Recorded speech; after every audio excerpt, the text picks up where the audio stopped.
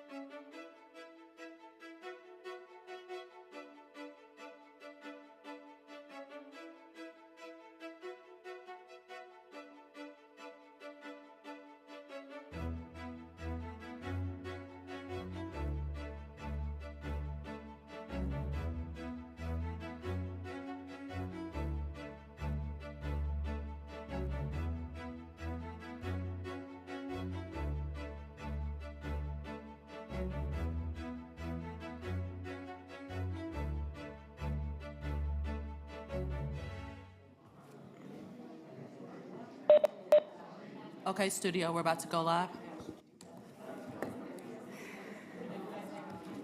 Good evening, everyone. Thank you for being here. I'm going to call tonight's July 18th zoning meeting to order, and want to acknowledge that tonight's zoning meeting is being held in accordance with the applicable laws governing remote meetings, with some council members participating remotely and others that are here and joining us in the government center. All the requirements required by law have been met. If you are not able to watch this while we're on live, I want you to know that, again, the government channel, the city's Facebook page, and the city's YouTube page will have recordings of this meeting. Before we begin our agenda, I'd like to introduce the city council members who are participating in tonight's meeting. And I will begin. I am Vi Lyles, and I serve as mayor. And then we'll go to those that are present, and then we'll go to those that are virtual. Greg Phipps at large. And now we'll go to those participating virtually. Julie Eisel, Mayor Pro Tem and serving at large.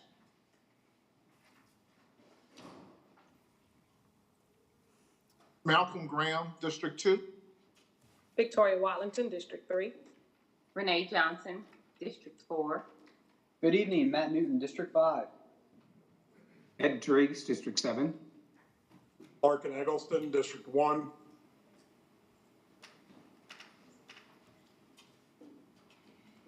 Is Ms. Ashmira? Temple Ashmira at large. All right. Mr. Winston, Braxton Winston, who is a member at large, will join us later on this evening.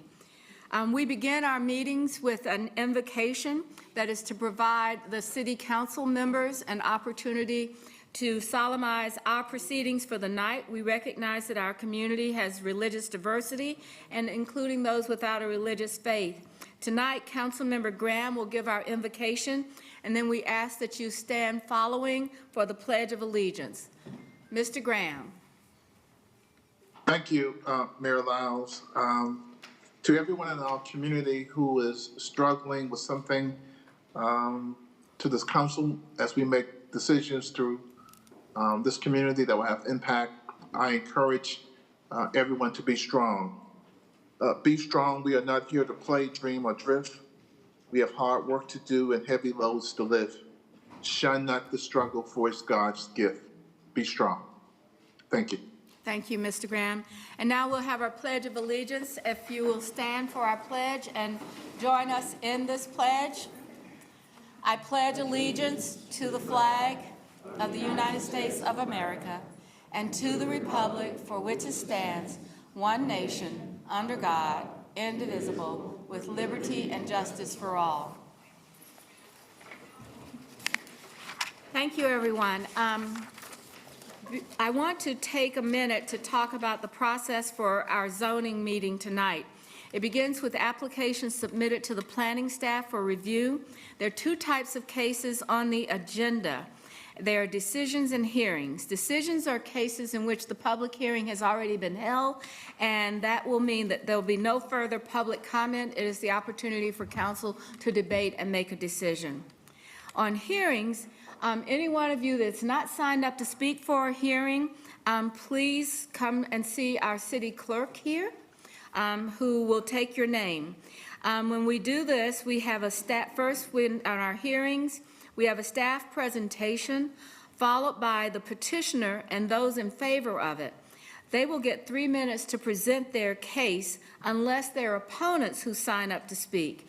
And if there is staff opposition or if opponents sign up to speak, the petitioner gets 10 minutes, the opponents get 10 minutes, and the petitioner gets a 2-minute rebuttal. And we will have some of those on the agenda tonight.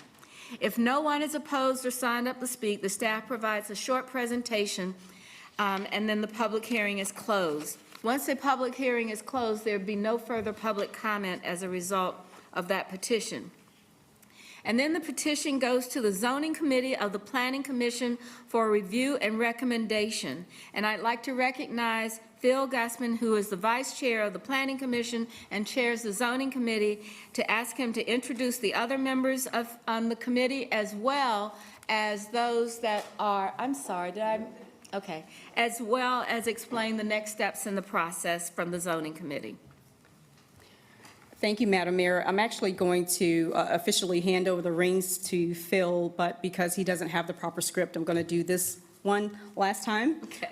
My name is Kiba. I chair the Planning Commission, and Phil Gussman is right behind me. He will, effective July 1st, is the chair of the Zoning Committee. The Zoning Committee of the Charlotte-Mecklenburg Planning Commission will meet on August 2nd at 5:30 p.m. to discuss and deliberate on the petitions being heard tonight. That meeting will not be a continuation of tonight's public hearing. There will be no opportunity for public input unless and until a member of the committee has a question or inquiry that can best be addressed by a member of the public. Again, that meeting on August 2nd at 5:00 p.m. Will be our zoning committee work session. That meeting will be streamed live on the City of Charlotte's Planning, Design, and Development's YouTube page. Thank you, Madam Mayor. Again, Phil Gussman is your new zoning chair, and we are all available to you tonight should there be any questions. Joining us online or watching from home are our fellow committee members. I'd like to introduce Aaron Barbie, R.J. Harvey, Melissa Gaston, Will Russell, and Courtney Rhodes are our zoning committee currently serving. And they participate in the hearing discussion as we are with the, as the council members do as well. So with that, before the meeting, we recognize that some items have been changed, and we have some deferrals that are taking place tonight. I'm going to read the item number and the petition. And if the council members can keep track, then we'll go for a motion to defer all of these until August 15th.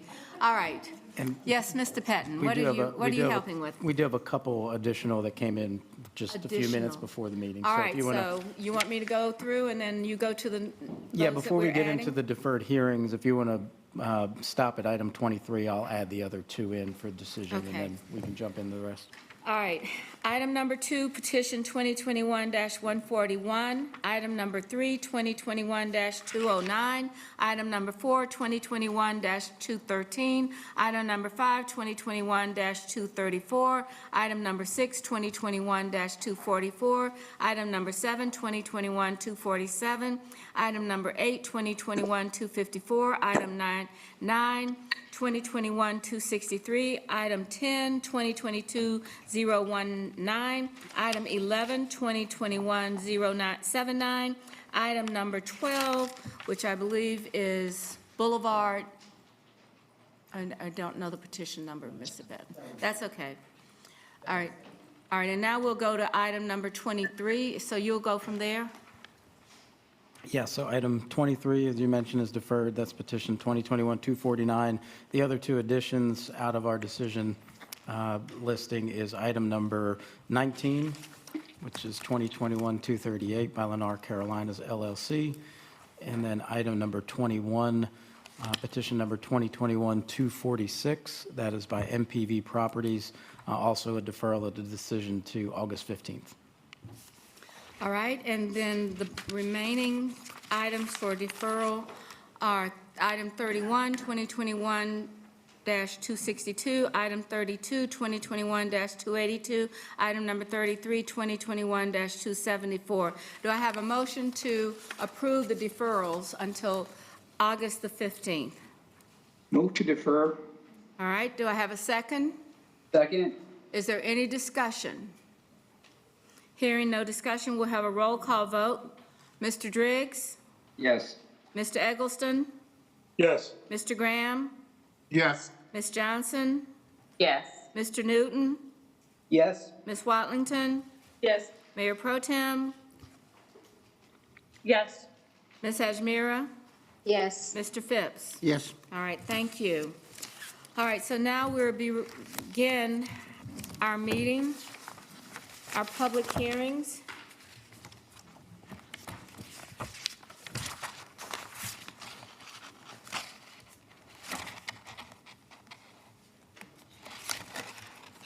With item number 13, is that correct? Or do we go back to 12, Dave? We would start with item 12. Item 12. Item 12 is a petition 2021-139 by Boulevard at 1800 Central, approximately 7/10 of an acre located at the intersection of Central and Nandina in the plaza. It's in District 1. The proposed zoning is general business Petscape overlay. The zoning committee recommended, as well as the staff, approval of this petition. Do I have a motion to adopt the petition and the zoning statement of consistency as your own? Motion to adopt and approve. Second. All right, we have a motion to adopt and approve. Is there any discussion? Hearing no discussion, we'll start with our roll call vote. Mr. Driggs? Yes. Mr. Eggleston? Yes. Mr. Graham? Yes. Ms. Johnson? Yes. Mr. Newton? Yes. Ms. Watlington? Yes. Mayor Pro Tem? Yes. Ms. Hajmira? Yes. Mr. Phipps? Yes. All right, the motion passes. The next item is item 13, petition 2021-197 by Crescent Communities, approximately 2 acres located at the northeast intersection of Heath Court and Central Avenue in District 1. The proposed zoning is transit-oriented development, community center exception, pedestrian overlay. The zoning committee and the staff recommend approval of this petition. Do I have a motion to approve this petition and adopt the zoning committee statement of consistency as your own? Motion to adopt and approve. Second. We have a motion and a second. Is there any discussion? Hearing no discussion, we'll have our roll call vote. Mr. Driggs? Yes. Mr. Eggleston? Yes. Mr. Graham? Yes. Ms. Johnson? Yes. Mr. Newton? Yes. Ms. Watlington? Yes. Mayor Pro Tem? Yes. Ms. Hajmira? Yes. Mr. Phipps? Yes. Passes unanimously. On zoning petition, item number 14, rezoning petition 2021 by Legacy Construction Unlimited. Before we begin that item, we have a request for changes after the zoning committee vote. In this petition, I'll ask Mr. Pettin to explain the changes. Sure. The following changes were made for this petition, just mainly to clean up some of the outstanding issues. 60-foot right-of-way was listed on the site plan at Siegel Avenue, and that would commit to dedication of a 30-foot right-of-way from the center line, so that was a cleanup item. Also, the existing bicycle lane has been dimensioned and labeled on the site plan. The bike lane is on city property and is dimensioned and should not require any additional conditional notes, and also remove some unclear language regarding an existing fire hydrant and things that would have to occur with that during permitting. So again, just minor changes, do not warrant any additional review by the zoning committee. Motion to not send back to zoning committee. Second. All right, thank you for the motion. Any discussion? Start with Mr. Driggs, Yes. Mr. Eggleston, Yes. Mr. Graham, Yes. Ms. Johnson, Yes. Mr. Newton, Yes. Ms. Watlington, Yes. Mayor Pro Tem, Yes. Ms. Hajmira, Yes. Mr. Phipps. Yes. Now we go to the actual item, and the item is 3.35 acres located on the west side of Siegel Avenue, east of Van Every Street.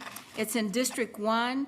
The zoning requested is urban residential conditional. The zoning committee and the staff recommend approval of this petition.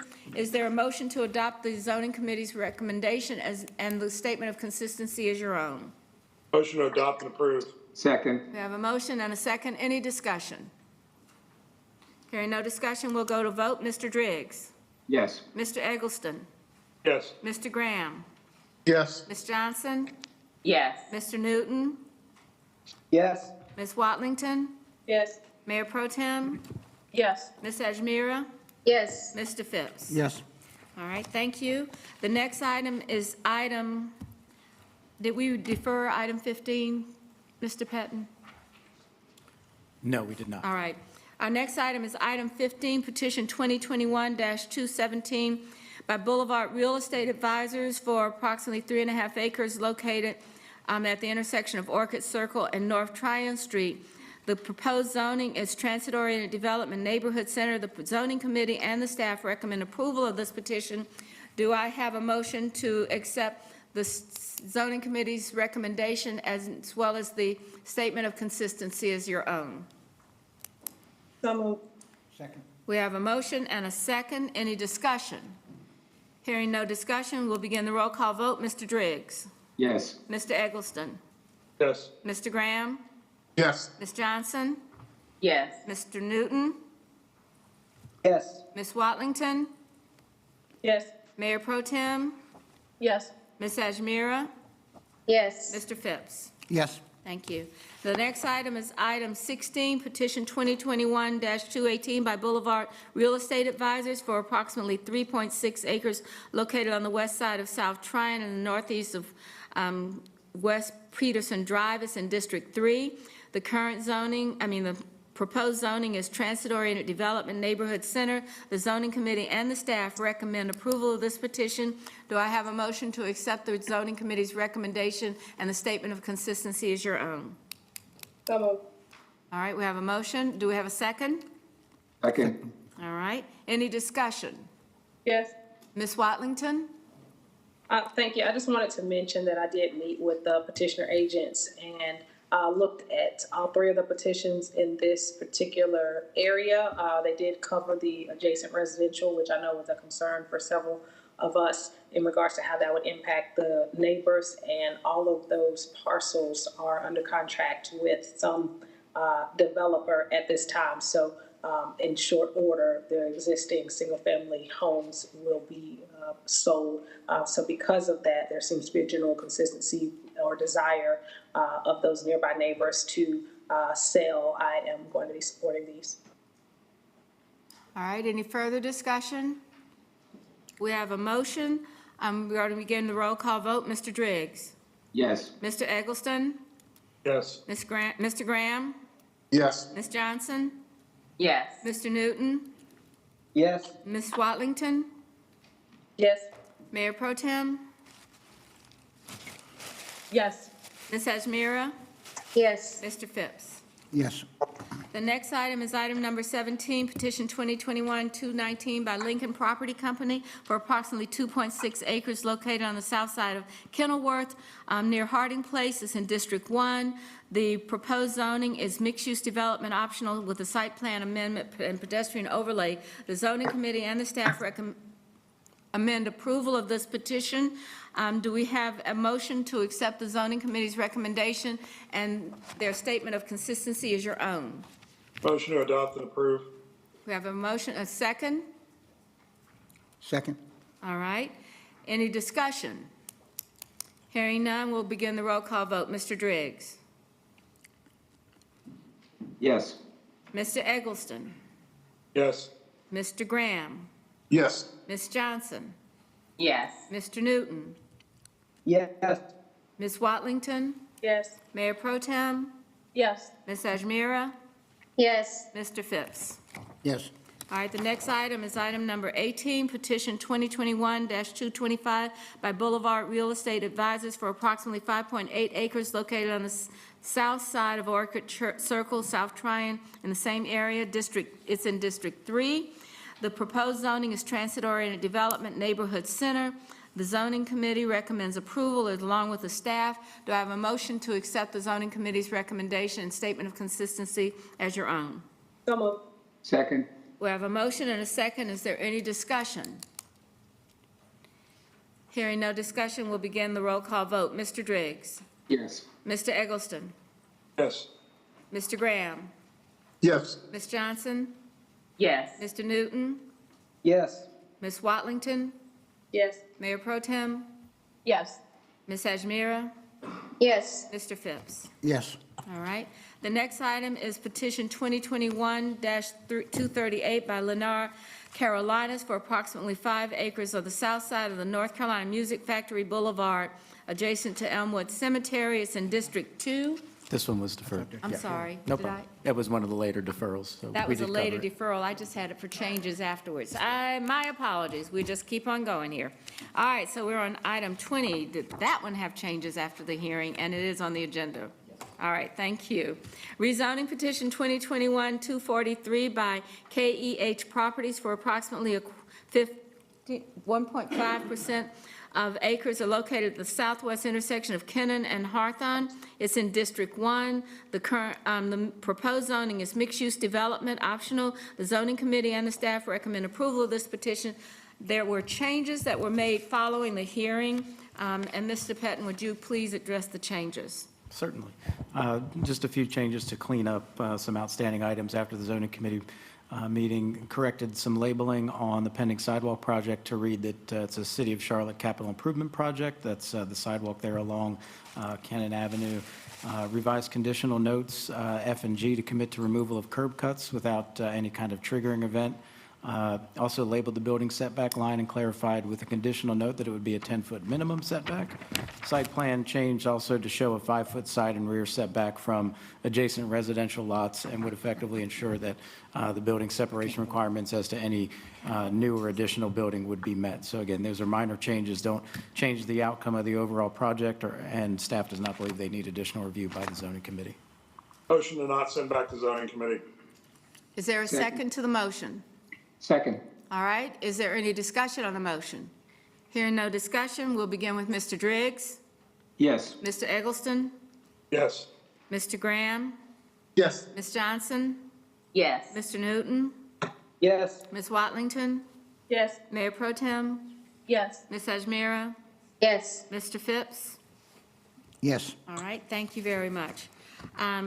Did we defer 21? Yes. All right, so we'll go to item 20, I have 22. Madam Mayor, that was just to not send it back. We need to vote to approve item number 2. Oh, yeah, I'm we need to- sorry, that was just, okay, let's vote to approve this petition. Do we have it was Motion to adopt recommended by the the zoning committee and the staff recommends, and so do we have a motion to adopt the petition and the recommendation of the zoning committee and their statement of consistency is our own? Motion to adopt and approve. Thank Second. you. Any discussion on that motion? Hearing none. Mr. Driggs? Yes. Mr. Eggleston? Yes. Mr. Graham? Yes. Ms. Johnson? Yes. Mr. Newton? Yes. Ms. Watlington? Yes. Mayor Pro Tem? Yes. Ms. Ajmira? Yes. Mr. Phipps? Yes. All right, now we'll go to item 22. Petition 2021-248 by Embry for approximately 7 acres located at the intersection of North Tryon and Otondo. It's in Council District 1. The proposed zoning is mixed-use development conditional. The zoning committee voted 5-1 to approve this petition. Staff recommends approval. Do we have a motion to adopt the zoning committee's recommendation and its statement of consistency as your own? Motion to adopt and approve. Second. All right, we have a motion, any discussion? Hearing none, we'll start with Mr. Driggs, Yes. Mr. Eggleston, Yes. Mr. Graham, Yes. Ms. Johnson, Yes. Mr. Newton, Yes. Ms. Watlington, Yes. Mayor Pro Tem, Yes. Ms. Ajmira, Yes. Mr. Phipps. Yes. All right. The next item is, which we deferred 23. We're on 24, petition 2021-258 by RD University Oaks, approximately 64 acres on the north side of University City Boulevard, east side of Neal Road. It is in District 4. The proposed zoning is multifamily residential conditional. The zoning committee voted, and as well as the staff, to approve this petition. Do I have a motion to approve this petition and adopt the zoning committee statement of consistency as your own? So moved. Mr. Phipps, and do I have a second? Second. Second. All right, thank you. Any discussion? Hearing no discussion, we'll begin with Mr. Driggs. Yes. I'm sorry. Ms. Johnson, did you raise your hand? No, I'm sorry, I didn't. Okay, thank you. Okay, I do have something I wanted to say. Okay, Ms. Johnson. Thank you. I just wanted to acknowledge developer on this petition. They are conveying land to Mecklenburg County for the greenway. Also, there's going to be an ADA compliant bus waiting pad. There are numerous traffic improvements and pedestrian improvements. So I just want to thank them for adding to the district and working with the district to improve the infrastructure. Thank you. So I will be supporting. All right. Any other comments? Hearing no additional comments, we have a motion to accept the zoning committee's recommendation and statement of consistency. Mr. Driggs? Yes. Mr. Eggleston? Yes. Mr. Graham? Yes. Ms. Johnson? Yes. Mr. Newton? Yes. Ms. Watlington? Yes. Mayor Pro Tem? Yes. Ms. Ajmira? Yes. Mr. Phipps? Yes. All right, the next item is petition 2021-260 Burr Promenade Shopping Center for approximately 27 acres located on the southwestern corner intersection of Providence Road and Ballantyne Commons Parkway. It's in District 7. The proposed zoning is Commercial Center Site Plan Amendment. The zoning committee voted 5-1 to recommend approval of this petition, and the staff is recommended as well. Is there a motion to accept the zoning committee's recommendation and statement of consistency as your own? Is there a motion? So moved. Second. All right, we have a motion and a second. Any discussion?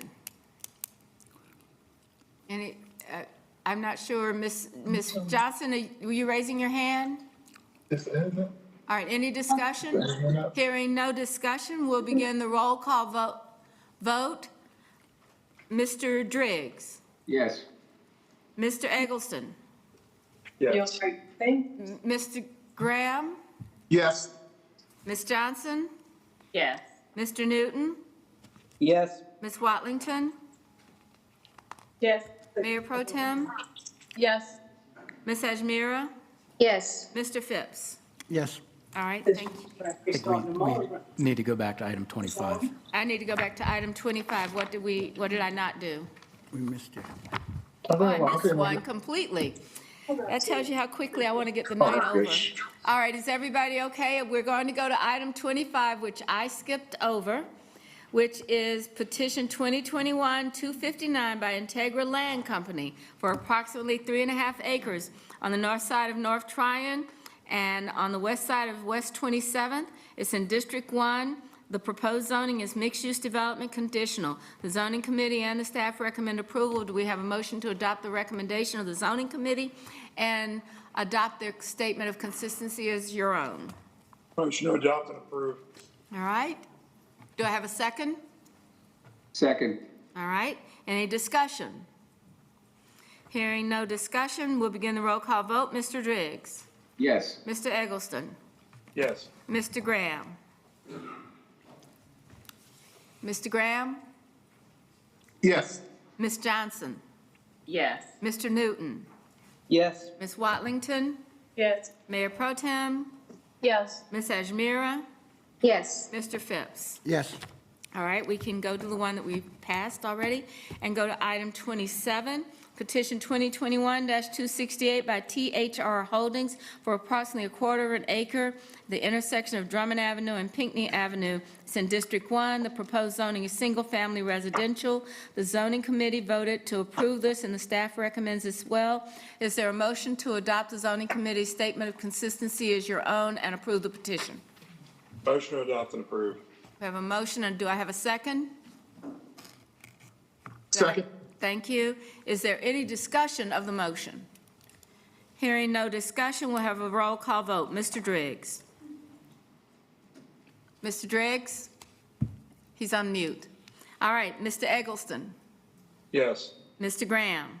Yes. Ms. Johnson? Yes. Mr. Newton? Yes. Ms. Watlington? Yes. Mayor Pro Tem? Yes. Ms. Ajmira? Yes. Mr. Phipps? Yes. Mr. Driggs? Yes. All right, thank you. The next item on the agenda is a rezoning petition 2021-270 by the Drakeford Company, approximately 4 acres located on the north side of Rocky River Road and east of Old Concord Road. Is in District 4. The proposed zoning is urban residential conditional. The zoning committee recommends, as well as the staff, approval of this petition. We do have changes after the zoning hearing, and I'll ask Mr. Patton to explain those changes. Yes, thank you. Just two minor ones, again, to clean up some outstanding issues. Revised sheet 2 to show a 10-foot from existing center line to proposed back of curb. That was an outstanding item that needed to be addressed, and also revised to label that the storm structure would be relocated on sheet 1. Again, that was just a minor change that was asked for some clarification to clean up an outstanding item, but changes are minor, and staff does not feel they warrant additional review by the zoning committee. Thank you. Do we have a motion to accept the staff recommendation not to send it back? So moved. Do we have a second? Did I hear a second somewhere? Yeah, second. Okay, thank you, Mr. Driggs. Any discussion on the motion? Hearing no discussion, Mr. Driggs? Yes. Mr. Eggleston? Yes. Mr. Graham? Yes. Ms. Johnson? Yes. Mr. Newton? Yes. Ms. Watlington? Yes. Mayor Pro Tem? Yes. Ms. Ajmira? Yes. Mr. Phipps? Yes. All right, that passes, and now we'll go to the item for a motion to adopt the recommendation of the zoning committee and accept the petition of changes, and petition the statement of consistency as your own on this petition. So do I have a motion? So moved. But we're voting to approve now, right? Yes, we're on the approval side. Yeah. Yes. All right, we have, do I have a second? Second. All right, any discussion? Ms. Johnson? Thank you, Mayor. I'd also like to acknowledge this developer for the improvements that are being proposed, such as installing an ADA curb ramps, donating land for multi-use path, and also various improvements to the infrastructure. So I will be supporting. Thank you. All right, any other discussion? Hearing none, let's begin our roll call vote. Mr. Driggs? Yes. Mr. Eggleston? Yes. Mr. Graham? Yes. Ms. Johnson? Yes. Mr. Newton? Yes. Ms. Watlington? Yes. Mayor Pro Tem? Yes. Ms. Ajmira? Yes. Mr. Phipps? Yes. All right. Our next item is petition 2021-271 by 300 East 36 Development for approximately 1.3 acres located on the south side of Coleman Avenue and west of East 36th Street. It's in District 1. The proposed zoning is transit-oriented development urban center. The zoning committee and the staff recommend approval of this petition. Do we have a motion to adopt this petition and accept the statement of the zoning committee's statement of consistency as our own? Motion to adopt and approve. All right. Second. We have a motion and a second. Is there any discussion? Hearing no discussion, we'll begin the roll call vote. Mr. Driggs? Yes. Mr. Eggleston? Yes. Mr. Graham? Yes. Ms. Johnson? Ms. Johnson, you're on mute. Yes. Mr. Newton? Yes. Ms. Watlington? Yes. Mayor Pro Tem? Yes. Ms. Ajmira? Yes. Mr. Phipps? Yes. The next item is petition 2021-272 by Bay Bridge Group for approximately 4.3 acres on the east side of Johnston Road and south of Carmel Chase Drive. It's in District 7. The proposed zoning is multifamily residential conditional with site plan amendment. The zoning committee and the staff recommend approval of this petition. Do I have a motion to accept the recommendation of the zoning committee and adoption of their statement of consistency as your own? So moved. We have a motion. Do I have a second? Second. We have a second. Is there any discussion? Hearing no discussion, we'll begin our roll call vote. Mr. Driggs? Yes. Mr. Eggleston? Yes. Mr. Graham? Yes. Ms. Johnson? Yes. Mr. Newton? Yes. Ms. Watlington? Yes. Mayor Pro Tem? Yes. Ms. Ajmira? Yes. Mr. Phipps? Yes. That concludes the section of our agenda today for decisions, unless I've skipped something else. We're all good? Everybody's good. Now comes to the time that we want to recognize that many people have joined us tonight in our meeting chamber on this floor. I want to especially recognize my friends from McCrory Heights. I'm sorry, guys, I just have to say it. These are people that watch me grow up and get better. And I so much appreciate everything that they've done to contribute to who I am today. So I just want to say that thank you on our behalf. Now, we are going to the portion that we now have our hearings. And I believe our first petition is item number 34, which is the reason that many of the people are here today. I'm going to open our public hearing for petition 2022-098 by Charlotte Planning, Design, and Development for approximately 71 acres located on the south side of Oakland Avenue, west of Andrew Terrace. And it's in Council District 1. The current zoning is single-family residential. The proposed zoning is single-family historic district. Because this is something that's so close to me, I will no longer preside at this, and I'm going to turn it over to Mayor Pro Tem and step away from the dais for this discussion. All right? So with that, Mayor Pro Tem? Thank you, Madam Mayor. So after the staff's presentation tonight, we will have 6 speakers who are speaking in favor of this rezoning petition. And so collectively, they will have 3 minutes to speak. And with that, I will turn it over to Mr. Patton. Thanks. I think we'll actually have 10 minutes each. We do, yeah.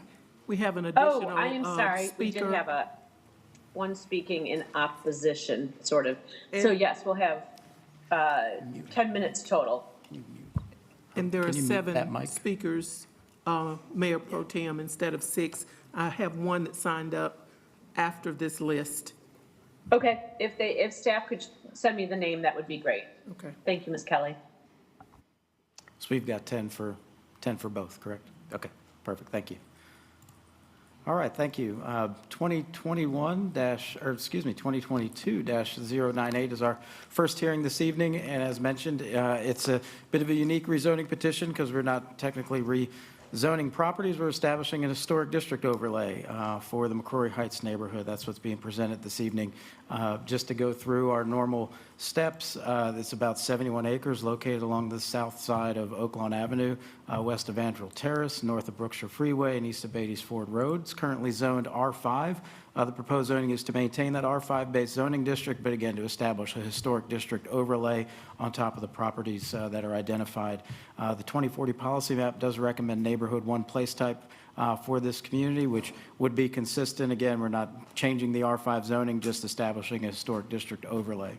So just to go through a little bit of background on historic districts, because we don't do these very often. We did have one go through for Oaklawn Park back in 2020. So currently, the Historic District Commission was established in 1976. We've got 7 local historic districts: 4th Ward, Dilworth, Plaza Midwood, Wesley Heights, Hermitage Court, Wilmore, and of course Oaklawn Park, which was the most recent, done in 2020. The HDC staff has 3 members in the planning department that serve. We have a 12-member historic district commission. There's over 3,000 parcels that are involved in our local historic districts, over 920 acres. And staff reviewed 423 applications during 2021. That included 307 staff reviews and 116 commission reviews. And all in all, our historic districts encompass just 0.5% of Charlotte's total land area. Next slide. This just gives you a quick overview and map of where our historic districts are, the most recent, again, being Oaklawn Park there just to the north, and then, of course, all the others we've got spread out throughout the city: Wesley Heights, 4th Ward, Plaza Midwood, Hermitage Court, Dilworth, and Wilmore. So the historic district does establish particular design standards for the properties that are included within that district overlay. If you go to the next slide, you can see some examples of some of the homes that are in the McCrory Heights neighborhood. You've got a few that are listed here on Clifton Avenue, just to give you an idea of the home types that are included within that community. So we start with just a local historic designation report that comes with the boundary map, a property-by-property survey, historical development essay, and the Historic Commission does review and vote. They did on March 18th of this year on this petition, and then the State Historic Preservation Office also weighs in and provides a review and also a letter on their findings on that. And then it goes to a petition of property owners. They have to have 51% minimum. I believe this petition had 54%, if I remember correctly. And after that process comes through, then we go into, again, the rezoning process, which we're in now.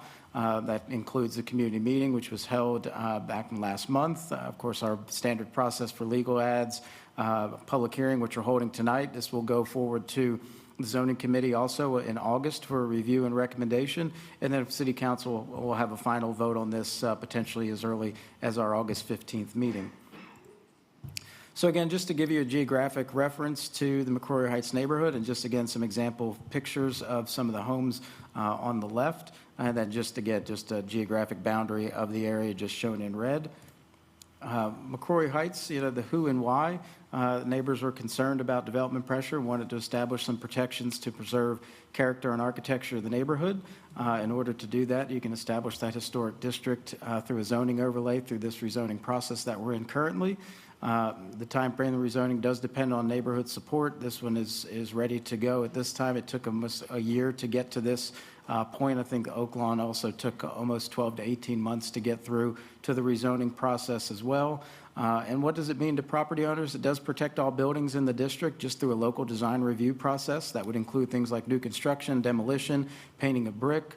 Also, property owners in local historic districts are required to contact the Historic District Commission before they start any work to the exteriors of homes or yards. That would include things like additions, fences or walls, windows and doors, front porch additions, adding sheds or carports, tree removal, painting brick, adding decks and patios. So those types of things would go through that Historic District Commission review prior to those projects being able to get started. So local designation does not restrict use. It does not review anything interior to the structures. It does not require specific paint colors, does not require specific improvements or changes, and it also does not qualify owners for grants or tax incentives. So this is just an example of the parcel by parcel analysis that's done for everything that's involved and included in this historic district overlay. This was an example from Oaklawn Avenue. You can see just the types of homes, the year they were built, the dimensions, what the setbacks are, building heights, all the general details that go into that parcel by parcel analysis that has to be put together prior to getting to this point in the process of establishing that historic district overlay. And just to give it just a quick overview, this just provides some background on the significance of the McCrory Heights neighborhood and why this is up for designation this evening. There's folks in the audience I know they're going to be presenting and providing a little bit more detailed overview, so I'll save that for them to provide a little bit more background. And then just an example of the signature sheet on the next slide of what goes through and gets submitted to the property owners and how we get that petition signed and sent to us for this step in the process. And then we've got the historic district letter from the North Carolina Department of Natural and Cultural Resources from the State Historic Preservation Office, essentially also acknowledging and approving the district to move forward through this process. And then we do have a historic district website that our HDC staff had put together. This is on our planning department page at the charlottenc.gov website, and you can get all the information about what goes into this process and what's involved in the McCrory Heights Historic District. Just some more example pages of what was on that website that our HDC staff put together. So that gets us to the staff recommendation, which we do recommend approval of the petition, and we do recommend approval of this historic district moving forward. The petition is consistent with the 2040 policy map. Again, we're maintaining that neighborhood one place type through the R5 designation and just adding these additional design district overlay that would be put on top of all the properties that are included. So with that, we'll turn it over to the folks that are here to speak, both in favor and opposition, and we'll take any questions you may have following their presentations. Thank you. Thank you, Dave. The first person that we have speaking up in favor is Sean Langley, and I don't know if all of the speakers are speaking together, but together you all have 10 minutes to speak. Is Sean in Thank person? you, Councilmember Isel. Can everybody from the McCrory Heights Neighborhood Association please stand up? Everybody wearing red is in support of our local historic designation. Give yourself a round of applause.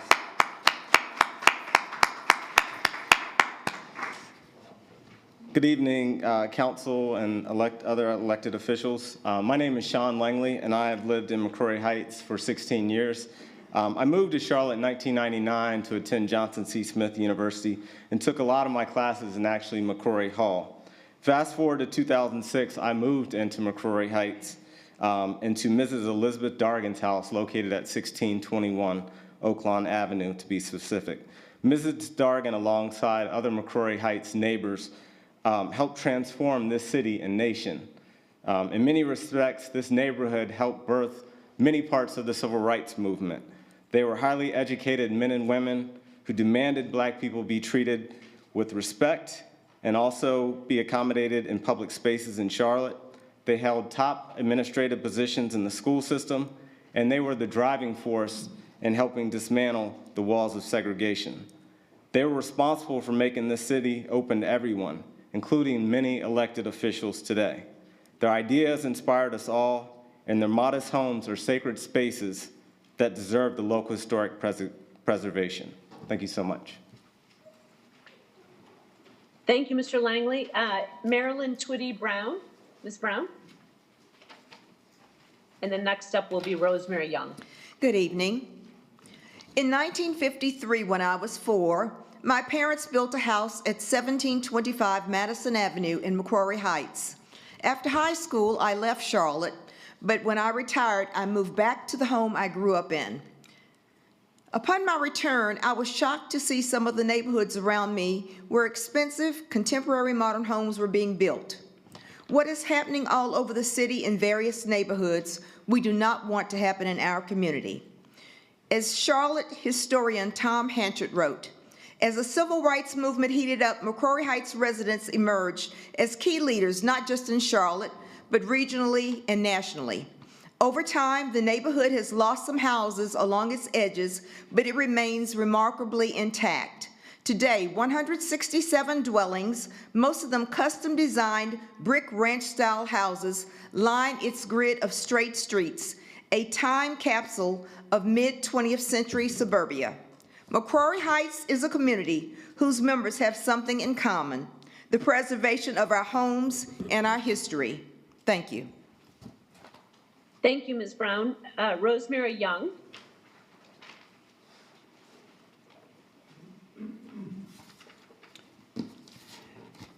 Good evening. My name is Rosemary Lawrence Young, and I'm proud to call McCrory Heights my home. For the past 22 years, my family and I have owned and lived at 1616 Patton Avenue. Due to concerns about changes we saw in surrounding areas, on July 25, 2007, our homeowners association amended its covenant in order to protect the history and the architectural integrity of the neighborhood. This effort was led by our past president, James Turner, and community activist, Edith Shearing. Due to those same concerns, I stand before you today to support the proposed rezoning of the neighborhood as a historic district. Thank you. Thank you very much, Ms. Young. The next speaker is Nichelle Hawkins.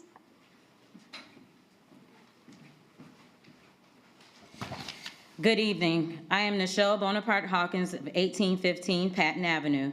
I'm in full support of my neighborhood, McCrory Heights, becoming a local historic district. Doing so will afford this great neighborhood the opportunity to use this designation as a tool for preservation. We must protect McCrory Heights. As a matter of clarification, First Baptist Church West worked with the neighborhood and requested to be excluded from the proposed historic designation boundaries, and the neighborhood obliged. In the spirit of community and cooperation, it should be no issue for us to adjust the proposed map to exclude those 6 parcels. Thank you. Thank you, Ms. Hawkins. Next speaker is Toria Birch.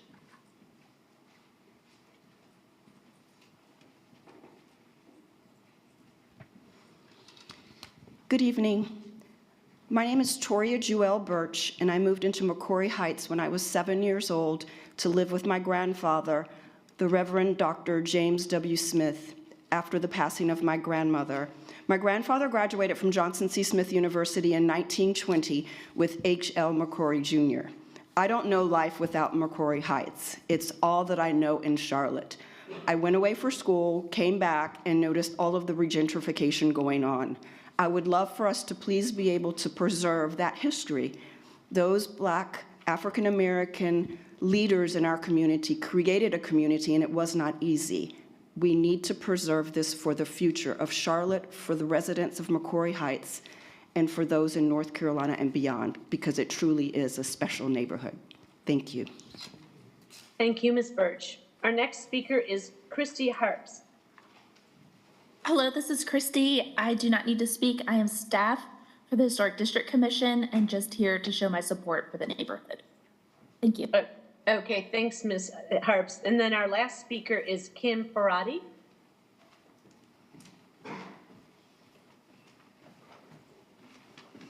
Hi, I'm Kim Parati. I am chair of the Historic District Commission, and I'm here to speak on behalf of our body. Due to McCrory Heights' rich historical significance, distinct architectural styles, and most importantly, desire from the actual members of the community to preserve the neighborhood, we are in full support of this change, and we're very excited that this has been a long time coming. We've had people who live in the neighborhood who also serve on the Historic District Commission, who've worked from the inside to help educate and usher in this new opportunity for the neighborhood. And again, as part of the HDC, we are fully in support of this. Thank you, Ms. Parati. That concludes our speakers in support of the petition. So now we have one speaker in opposition, Denise Bridges. I think Ms. Bridges is virtual. She's in person. Hi, I'm in person. I'm also in red. I'm Denise Bridges. I inherited a property at 1911 Washington Avenue, and I too am very excited about the changes of rezoning, including all the homes there. However, I'm also a member of First Baptist Church West. I'm on the board of directors, and we have been speaking with Neighborhood Association, of course. It's not really an opposition. We initially had planned for First Baptist not to be involved in the rezoning, and the neighborhood was agreeing with that, and the map shows that too. I went online last night and saw that the parcels belonging to First Baptist were still included. So just want to make sure that it's very clear that First Baptist does not want to be included. But as a homeowner, I do want to be included at 1911 Washington Avenue, and I'm very excited about the changes. All right, thank you. Thank you, Ms. Bridges. That concludes our speakers, and I don't believe that there's an opportunity for rebuttal, but I don't believe we really have a petitioner on this. So Dave, do we go ahead and move on to the next? I'm sorry, Mr. Eggleston has a question. And I have a comment too as well, Madam Mayor Pro Tem. Eggleston, then Mr. Graham. Thank you, Mayor Pro Tem. I love the enthusiasm for preservation and I'm supportive of the effort. The question for staff would just be, at what point, you mentioned the staff we have, the number of cases they hear, have we sort of set some markers as, this will be the second in 2 years of these that we've added. Do we have a sense of what the number becomes in terms of the number of hearings that they have each year for staff or for the commission itself before we start to add more staff members to that team? Thank you, Councilmember Eggleston. Christy, if you're still on, would you like to respond to that one? Oh, of course. Well, first, I just want to thank council because in your budget for this year, you added a position for staff in recognition of the increased workload. And we are going through the hiring process right now to add a fourth HDC staff member. So thank you. And we may be asking for more in the future should our program continue to grow. Yeah, that's what I was getting at is, did we give you an extra staff person and now we're stretching you beyond the capacity that staff person will add? Or do you think that with that new staff position that was added in the budget, you'll be able to absorb the new workload that you'll get from a potential next district? We're going to try, again, I might be asking for maybe a more entry-level staff person to help more with our, be at the first point of contact, especially to help with McCrory Heights and the Oak Lawn. And, you know, we try to really do a lot of hand-holding for these new districts. So, in answer to your question, it remains to be seen. All right, thank you. Thank you. Mr. Graham?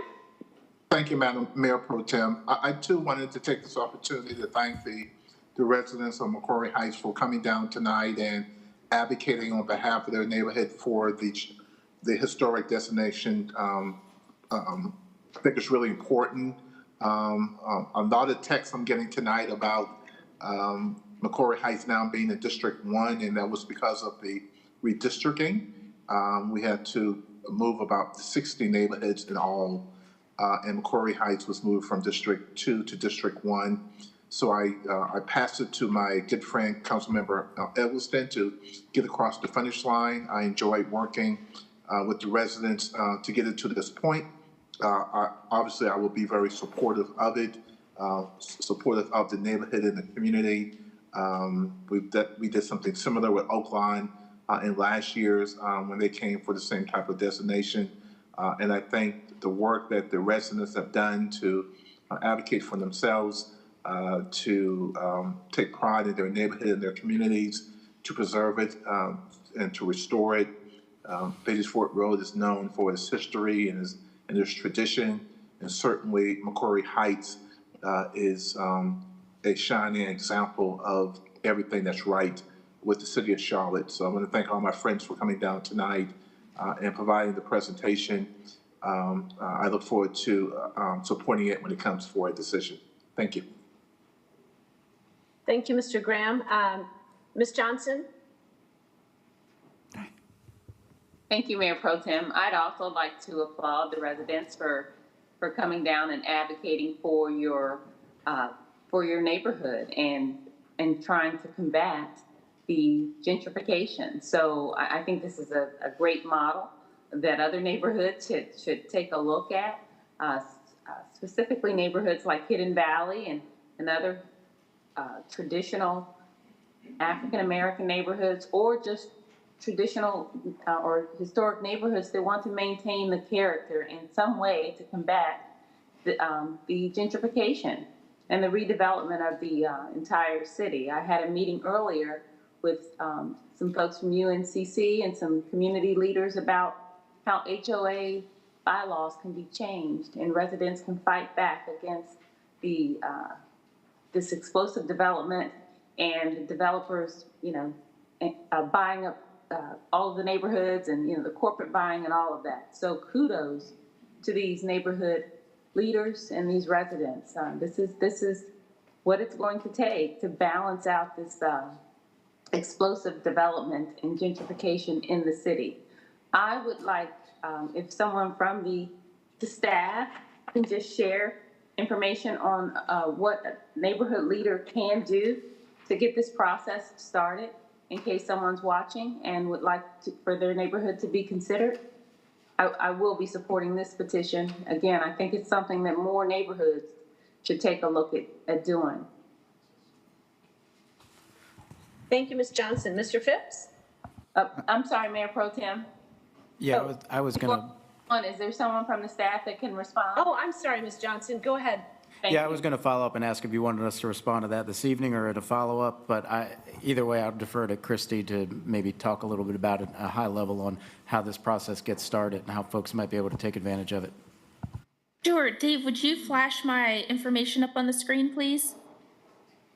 I think it was right before this, perhaps. There you go. Contact me. The conversation starts with Historic District Commission staff, and we're having ongoing conversations with a number of neighborhoods. I am glad to, walk a neighborhood through what's entailed and also walk them through all the options. We do have, as part of the pending UDO, the option for a street side historic district, which would just be the first 50% of the structures. And we are also adding a neighborhood character overlay, which would be the box that new construction could fit in. So through the UDO, we're adding some more tools in response to what Ms. Jackson has asked about, and I'm always glad to have those conversations with neighborhood leaders. Thank you. Thank you. May I have a motion to close the public hearing, or if there's no other comments? We had Mr. Phipps. And Watlington. Oh, I'm sorry, I did call Mr. Phipps. Yes. Yeah, I have a question for, I was wondering, does the 71 acres include, do they include the Oaklawn Park neighborhood, or is that a separate, distinct community that's outside of these boundaries?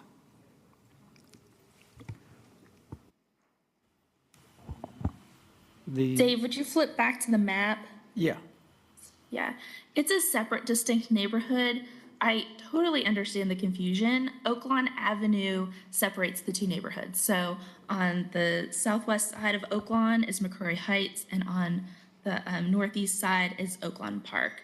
And they do not share any boundaries or overlap. Okay, thank you. Thank you, Ms. Watlington.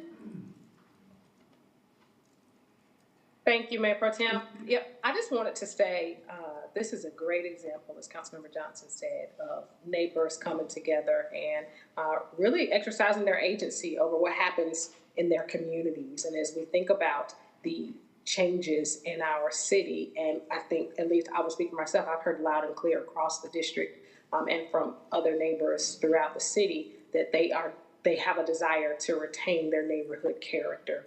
And as we think about policy changes that are upcoming, I challenge us to really, really be clear about who it is that we believe that we're representing, because by and large, our residents have said we want to preserve our way of life, providing opportunities for the American dream, if you will, for all residents, no matter what they look like, how much they make. And I just want to say hats off to the McCrory Heights neighborhood for getting organized and for using the system to get what you wanted. And I hope that more neighborhoods are able to take advantage of these kinds of tools as we think about the upcoming UDO and the neighborhood overlay district and our anti-displacement tools that come out of the NEST committee, really making sure that they actually deliver for the residents, and not just in word, but in deed. And so once again, congratulations to McCrory Heights. I will be supporting this all the way through. As a chair of Great Neighborhoods, I just want to say congratulations and thank you for setting an example. Thank you, Ms. Watlington. Ms. Ejmira? Thank you, Mayor Pro Tem. I agree with some of the comments made by my colleagues. I enjoyed listening to some of the history shared by speakers today. And one of our goals in our 2040 goals is to retain our identity and retain our charm. So it's great to see this being implemented as part of our 2040 goals and to see this follow through. And certainly I appreciate how we have emphasized preserving the history as part of one of our goals of 2040 plan. So thanks to neighbors. Okay, with that, we don't have any other comments, it doesn't look like. May I have a motion to close the public hearing? So move. Second. Second, okay. I'll start with Mr. Eggleston. Yes. Ms. Watlington? Yes. Mr. Graham? Yes. Mr. Newton? Yes. Ms. Johnson? Yes. Mr. Bakari is not here. Mr. Driggs? Yes. Ms. Ejmira? Yes. Mr. Phipps? Yes. And I am a yes. Thank you. All right, thank you, Mayor Pro Tem. The next hearing that we have is petition 2021-242 by Robert D. Dowdy for approximately, go ahead, go, get out. I see y'all leaving me. You don't want to stay? Come on. Tell your mom I said hi. Okay. We'll give it a minute. 1:30.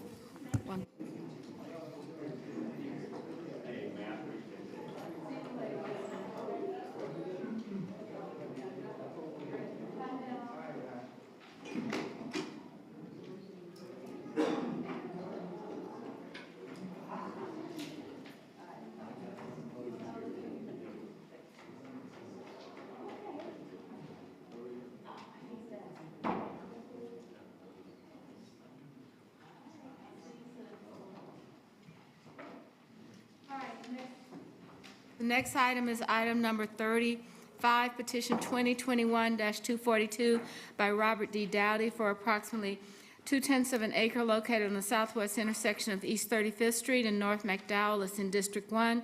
The current zoning is single-family residential. The proposed zoning is mixed-use development. Staff recommends approval of this petition upon resolution of outstanding issues. And we'll now go with Mr. Patton. And in this case, for item number 35, we have no speakers, Madam Clerk. Is that correct? Oh, I'm sorry. I can't see. 35. Mr. Ferguson, Patty Dowdy, Chad Malpin.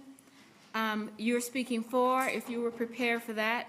And Mr. Wazan is speaking against, and there'll be 10 minutes for each side plus a rebuttal. Thank you. Mr. Patton. All right, thank you, Madam Mayor. 2021-242.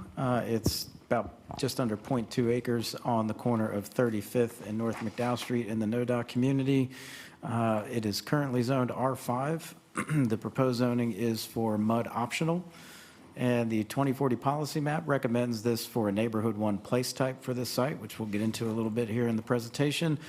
The proposal is to maintain the existing commercial building that's in operation and also to cap the expansion of that at around 3,000 square feet with a max building height of 40 feet. Does commit to 600 square foot of outdoor seating in the front and about 2,600 square feet of outdoor seating in the back. Does allow for non-residential uses permitted by right or under prescribed conditions in MUD. There are a list of uses that have been further restricted. Some of the more undesirable uses like ED drive-throughs and other things in MUD have been written out.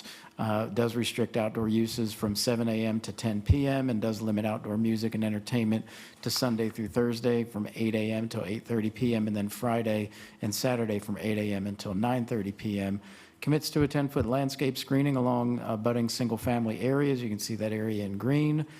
Does commit to transportation improvements and construction of an ADA-compliant corner ramp and other improvements to sidewalks and planting strips where feasible. Optional provisions are being proposed with this, and that's really to maintain the existing building and let that remain, but also to be modified with some of the conditions as listed on the site plan. The building may also be replaced in a materially similar form to the existing structure in the event that that building is permanently removed from the site and the site would be fully redeveloped, and then the parcel shall be rezoned once again. Also requests the required parking spaces be reduced to 0 and allow changes to the existing parking. Currently, there's just some pull-in spots off of East 35th Street. Does also request that the petitioner not be required to meet the parking screening requirements. Building renovations may encroach into areas labeled on the site plan as outdoor seating. Existing sidewalks will remain with no new planting strips or curb modifications, and that existing building would be exempt from MUD setback requirements, although additions or new buildings would comply with the ordinance standards. As mentioned, staff does recommend approval of this petition upon resolution of outstanding issues related to transportation, site and building design and environment.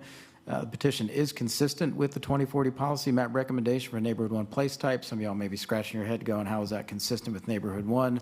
The neighborhood 1 place type does envision adaptive reuse of buildings and does allow for this exact scenario for existing commercial buildings to be adaptively reused and continuing their use, particularly when they're community serving.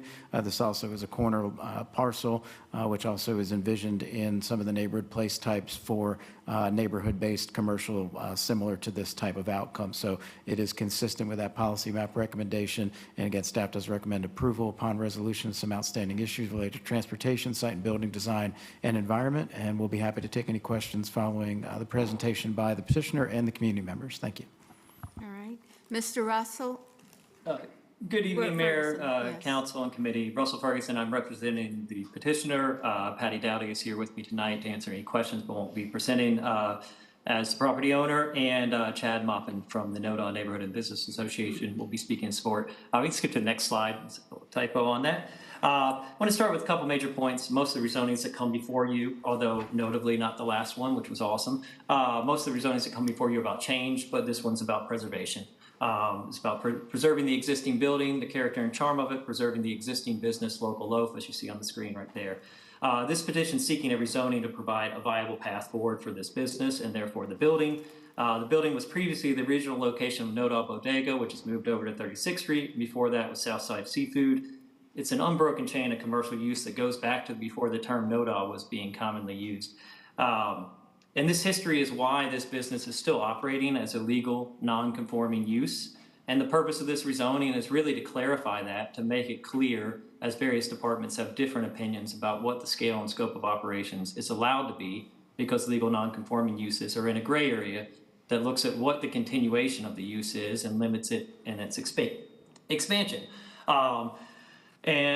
So another big point on this, I don't have to tell you guys this, but good land use policy isn't always popular at the personal or even neighborhood policy.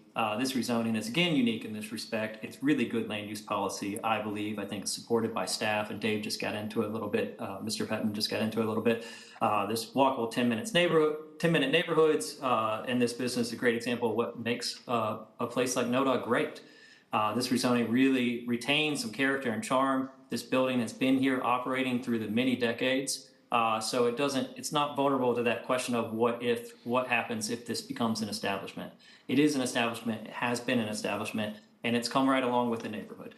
I also want to say that this rezoning is nearly identical, and the restrictions that are placed on it in the conditional rezoning is nearly identical to other rezonings, including one that was just voted on unanimously tonight. And I think a lot of the wisdom that staff has gained, that professionals like myself have gained in working on these adaptive reuse projects is already reflected. It is not a new or first case situation. And we really, really respect and appreciate the time staff has spent with us working on this. And we are in general agreement on all the outstanding issues. It's a little tougher with these buildings. This building is too close to the curb to fit the modern setbacks. That's the reason for some of those exceptions and options. The parking isn't really safe, so we're going to remove it, replace it with some bicycle items. Next slide, please. Let me go and skip that one too. Next slide, please. Can we do the next slide? I guess some context in the area, excuse my coloring. The green square is where this location is. That closest yellow square up towards 36 is in pink. All the yellow components here are commercial uses within this neighborhood. That's it. Well, an institutional use to the south with the school, co-working place, a similar rezoning, the soda shop that you all recently approved. And the NS district there is a multi-story, multi-use commercial bottom residential building that is visible from the site that we're talking about tonight. Next slide, please. Up there on the left, the aforementioned construction project. This is taken from right here at these picnic tables, and a little site of what's going on right now, what's been happening with some COVID outdoor dining, and it was some enforcement related to this that's led to this rezoning. And it gets you a little feel. The tree on the right is a tree that we've been working to try to save, and as part of what some of the exceptions on the sidewalk are, to avoid removing that blacktop and somehow disrupting it. It's one of the most beautiful trees around, something that we all agree on, including the opposition tonight. We're very committed to trying to protect that. Next slide, please. Small overview. I've covered most of this, mostly going back to this as a continuation of what is a favorable part of the community, clarifying the non-compliant uses to make it clear, to make enforcement possible going forward, dealing with the non-existing parking, and doing the best to make this an appropriate fit. Again, I think as mentioned, the soda shop was right down the street, and in that public hearing before you all a few months back, one of the opposition speakers to that event said this would be different if this were a petition for local loaf. And this is that petition. And it is different because it has been here and it's established. The next slide, please. Look. Oh, we did get the other one on. All right, cool. A few more pictures getting a feel. There's an existing fence, a little bit of unique streetscape components. Next slide, please. The existing site plan, we intend to continue that buffer up beside the building. We just need to really clarify exactly what the distance is there. These trees marked here are an existing group of cypress trees that are established and mature, and there is some existing screening that's not shown yet that will show. This business has opted to use small business trash pickup, and it's been working well. It's the same type of trash pickup that happens at residential businesses, and it's trying to stay at that scale to keep it minimal and reduce the noise. Next slide, please. a little bit of seen on the bottom left, the aforementioned cypress trees, that is looking directly at the adjacent neighbor that faces 35th Street. The idea of what this business is and where it's at is similar in scale to what the prior businesses were. Next slide, please. 10-minute neighborhoods with an exclamation point. I think this is, we've been joking with a few of the neighbors that are supportive of this, that it's a 10-second neighborhood for them because they can walk right out their door and come over and have a sandwich or grab a beverage. Covered a lot of these. I'll go on to the next slide, please. Getting to kind of the gist of the matter, and this is often the sticking point on this, is what are the restrictions? As mentioned before, because this is a continuation, we think it merits a little bit of a different consideration than a new business coming into a building that could be used for commercial purposes because it's been continued to be used for commercial purposes, is currently open and licensed to serve alcohol, to serve food. It doesn't have particular restrictions. This residential overlay came on top of it, and so it's in that gray area. So the Charlotte Noise Ordinance applies. It has to follow the rules regarding all the other alcohol consumption, but it is licensed and operating. And we ask you to consider that as you look at what the appropriate conditions are for this rezoning. Outdoor activities limited to 7 a.m. to 10 p.m. And those outdoor activities right now consist of a farmer's market on the weekend, a few bicycle groups that meet outside. And we're talking about very small scale neighborhood friendly operations. With discussions with the neighbors, we further restrained what outdoor entertainment, music, etc. We're using the terms of the EDEE language that you guys are familiar with to try to clarify what that is and to restrict that even further, but to make it operational, to make it viable for this business to be able to function, but also for there to be enforcement should they violate these conditions. So we condition the timing of any outdoor noise to less and giving it time to clear people out in the natural flow of things. Next slide, please. This is a list of some of the additional considerations. A lot of these came about from staff's recommendations. We have also, I think the staff analysis missed it. We have restricted this to a list of uses as similar projects have in the past. So we're no longer open to all MUD uses with exclusions. We now have a list of permitted uses. And here's a list of some of the items: restricting glare, working on the planting area. We do have the existing fence and are going to commit to maintain that. Next slide, please. And I think I've got a few more questions. We're available for your questions, and I was going to pass it. Chad Moppin from NODA NBA is with you. I'm going to hand it off to him, but just remind you that this, in summary of all this, is an existing business that has an existing great relationship. It is a very popular petition. For me, who have worked on petitions in the past that are not as receptive, this has been a great experience. We think we had the right mix of conditions per staff's wisdom from recent rezonings, right down the street even. And I'm going to hand it off to Chad to let him explain the neighborhood perspective. Thank you for your time. We'll be here for rebuttal and questions. All right. We'll now go to the opponent, Mr. Wazan. I'm sorry. Mr. You have a Moppin, minute. I I believe, thought is he present. was, do you want to have, you have a minute and 8 Yes. seconds. Would you like to have Ms. Dowdy or Mr. Maupin speak? Mr. Moppin, please, and Right I here. believe he's in the room Yes, with sorry. you. Yes. Thank you. That's all right. Yeah, my name is Chad Maupin. I'm a member of the NODA Neighborhood Board, and I'm here speaking on behalf of the board. We sent a letter to council 2 months ago in May in support of this petition, and we listed 4 specific reasons for our support.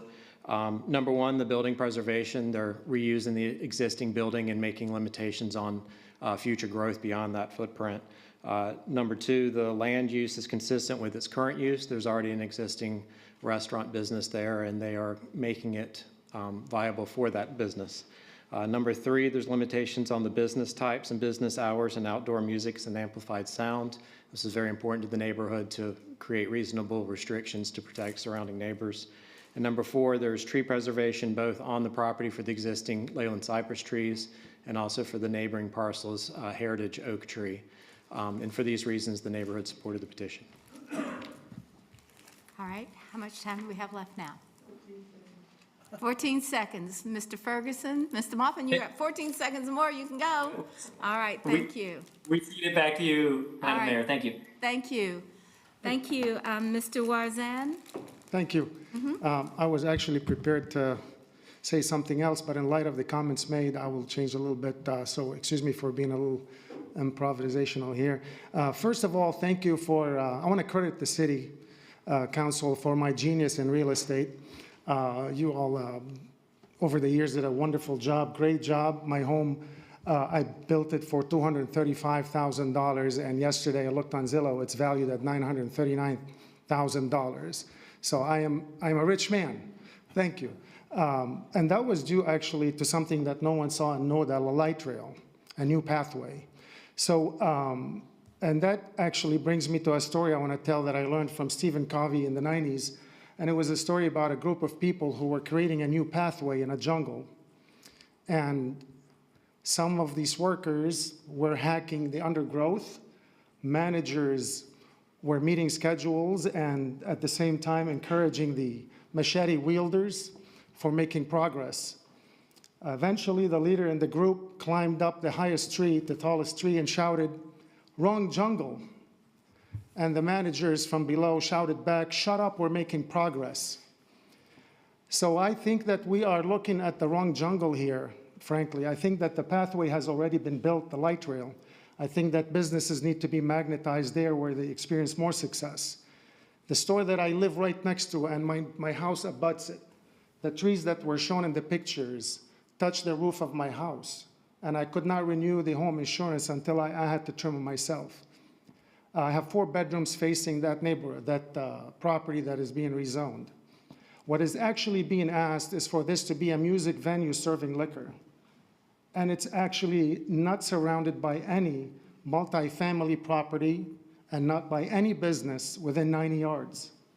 It's all homes and within 90 yards. So I don't know if we got familiar with the ordinary and we want to show progress respectfully and get moving with this.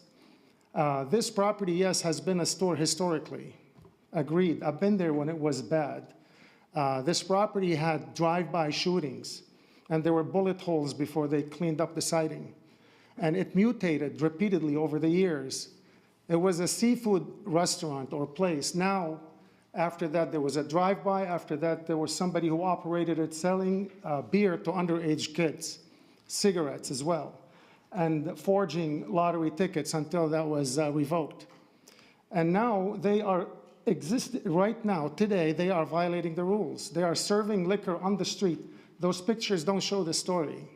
I have the pictures, and I had plans to prepare a presentation, but there are plans, and there is life. So I will, if you will, please look out for a presentation tomorrow that I'd like to show you, which has the actual pictures of all the violations that exist. So my concern today is that if rules are being broken today with oversight by the landlord, the attorney, and the operator, what gives us assurance that those rules will not be broken in the future?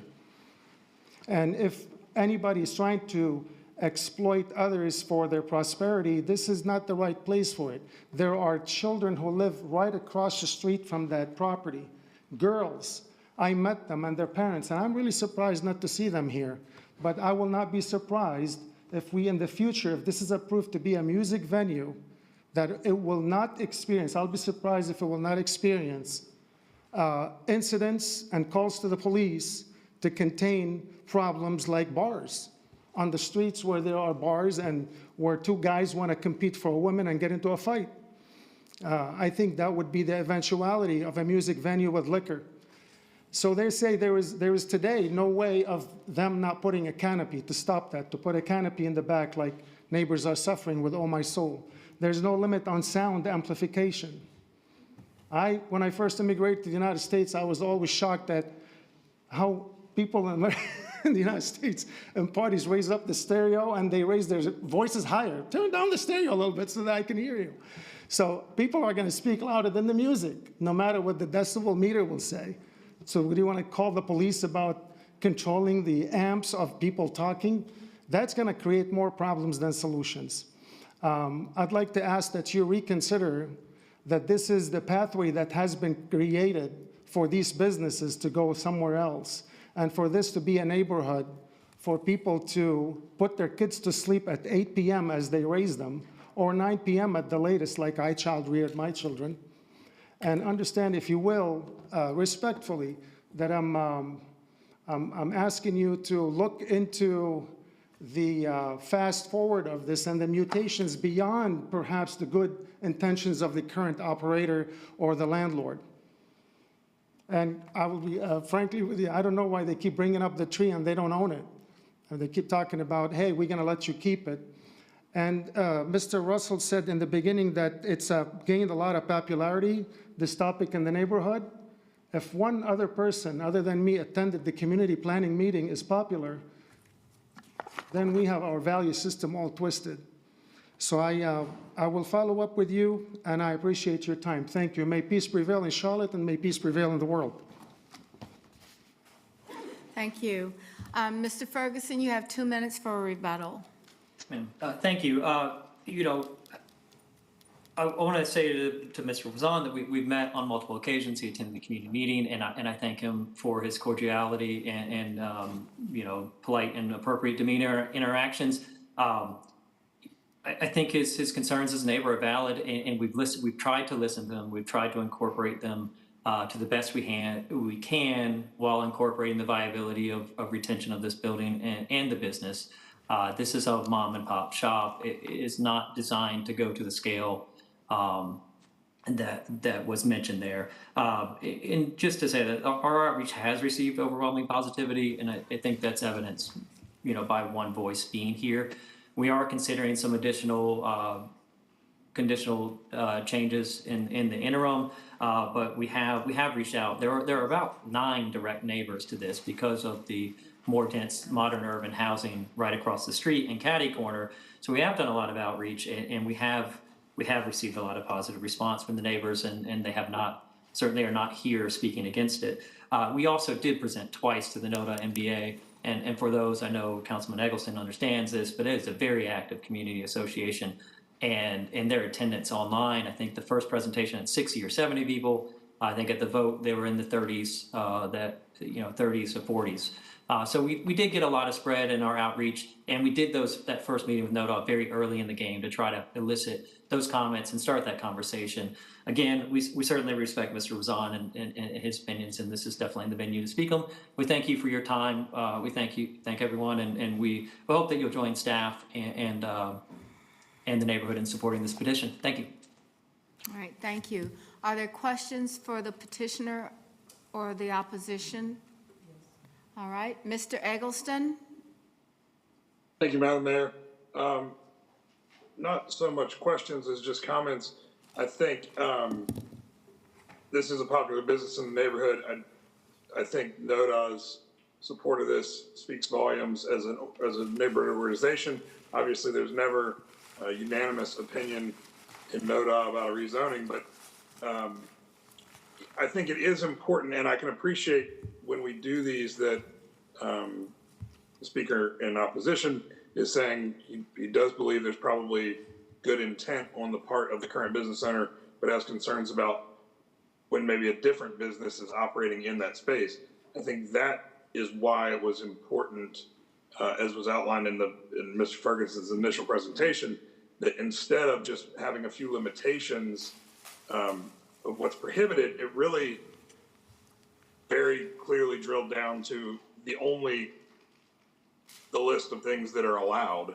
And so it is for that reason, I think, that they went that route to say, we want to give assurances to the immediately adjacent neighbors of what this could be, not just now, but in the future. And so if someone wanted to come in and do something different thereafter, it would require an entirely new rezoning process, which would give a future council the opportunity to consider the changes that someone else might want to make beyond what's being asked here.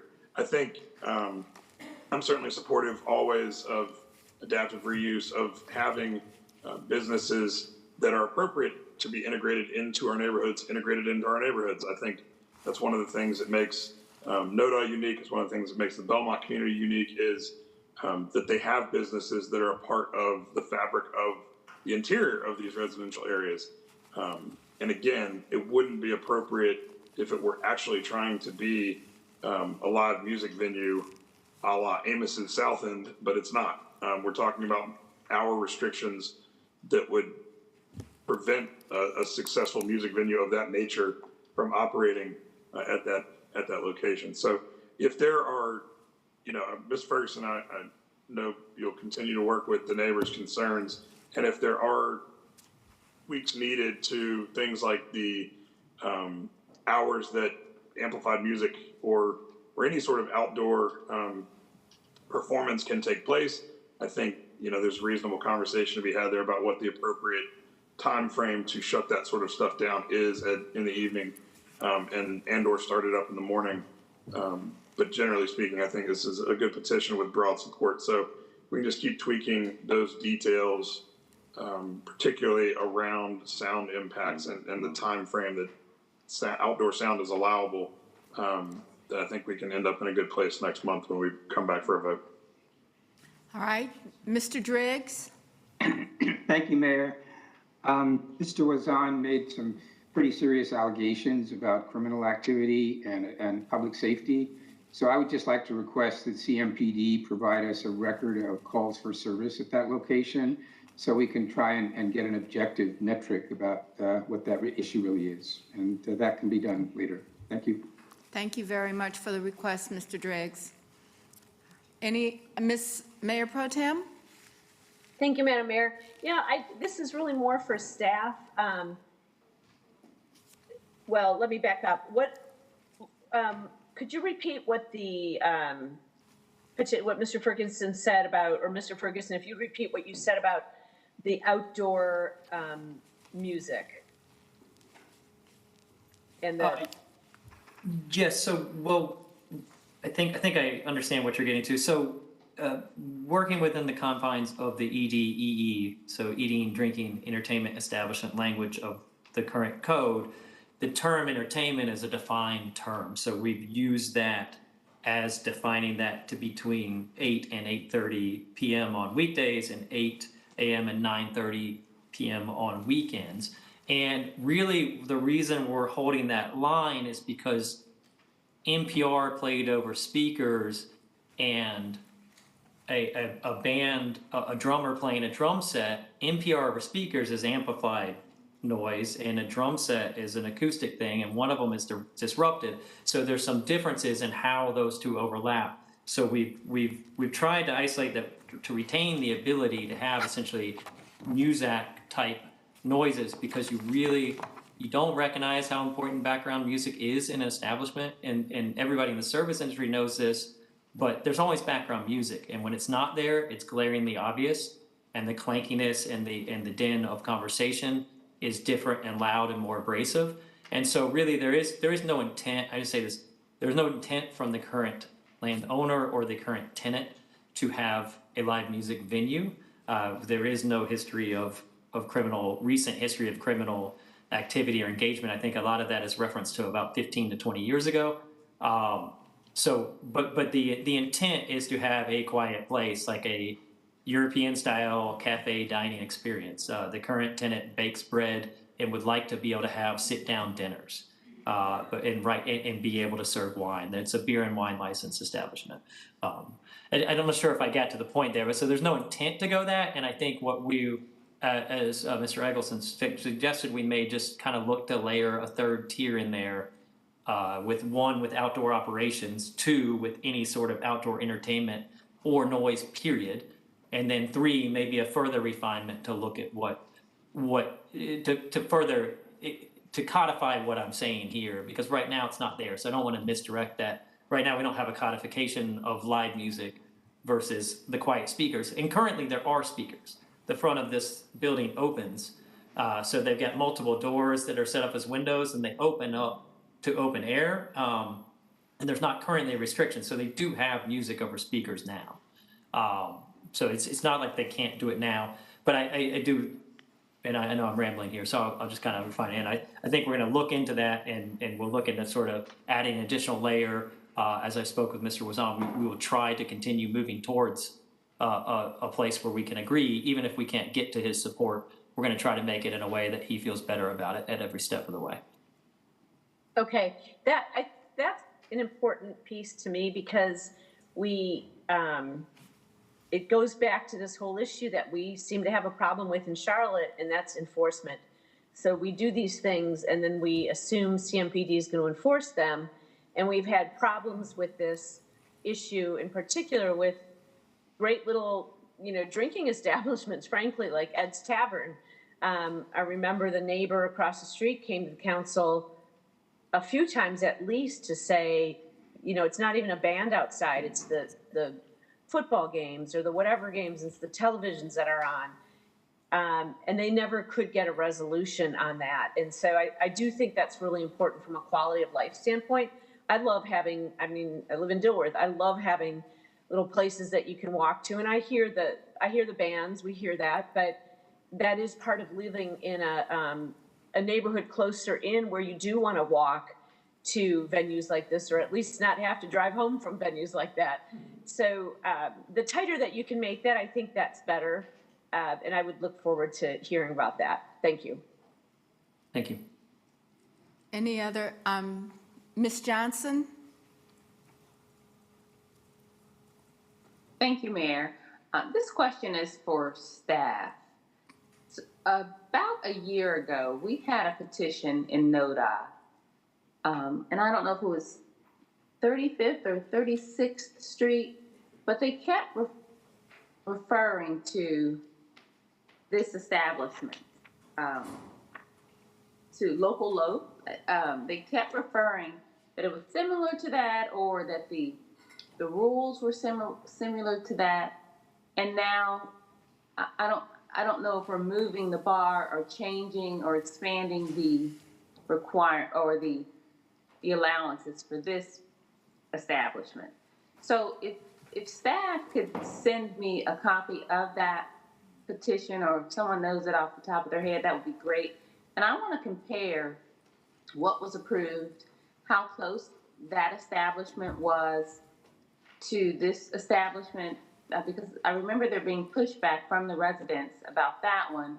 And I don't know if we are increasing the amount of noise on that street, or what the cumulative impact will be to the residents by changing the zoning on this one. So I can't remember the petition number, but I know that it was implanted in the residential neighborhood. There was a lot of concern, and there was a lot of reference to this establishment. So if someone can just get me that petition number so that I can refresh my memory and we can take a look at that. Thank you. Thank you, Ms. Johnson. Any other speaker? Before we leave this, I agree with Mayor Pro Tem. I think about this, and music on Sunday through Thursday from 8 to 8:30 and Saturday until 9:30. I think sometimes in summertime, that's great because everybody's out and moving around.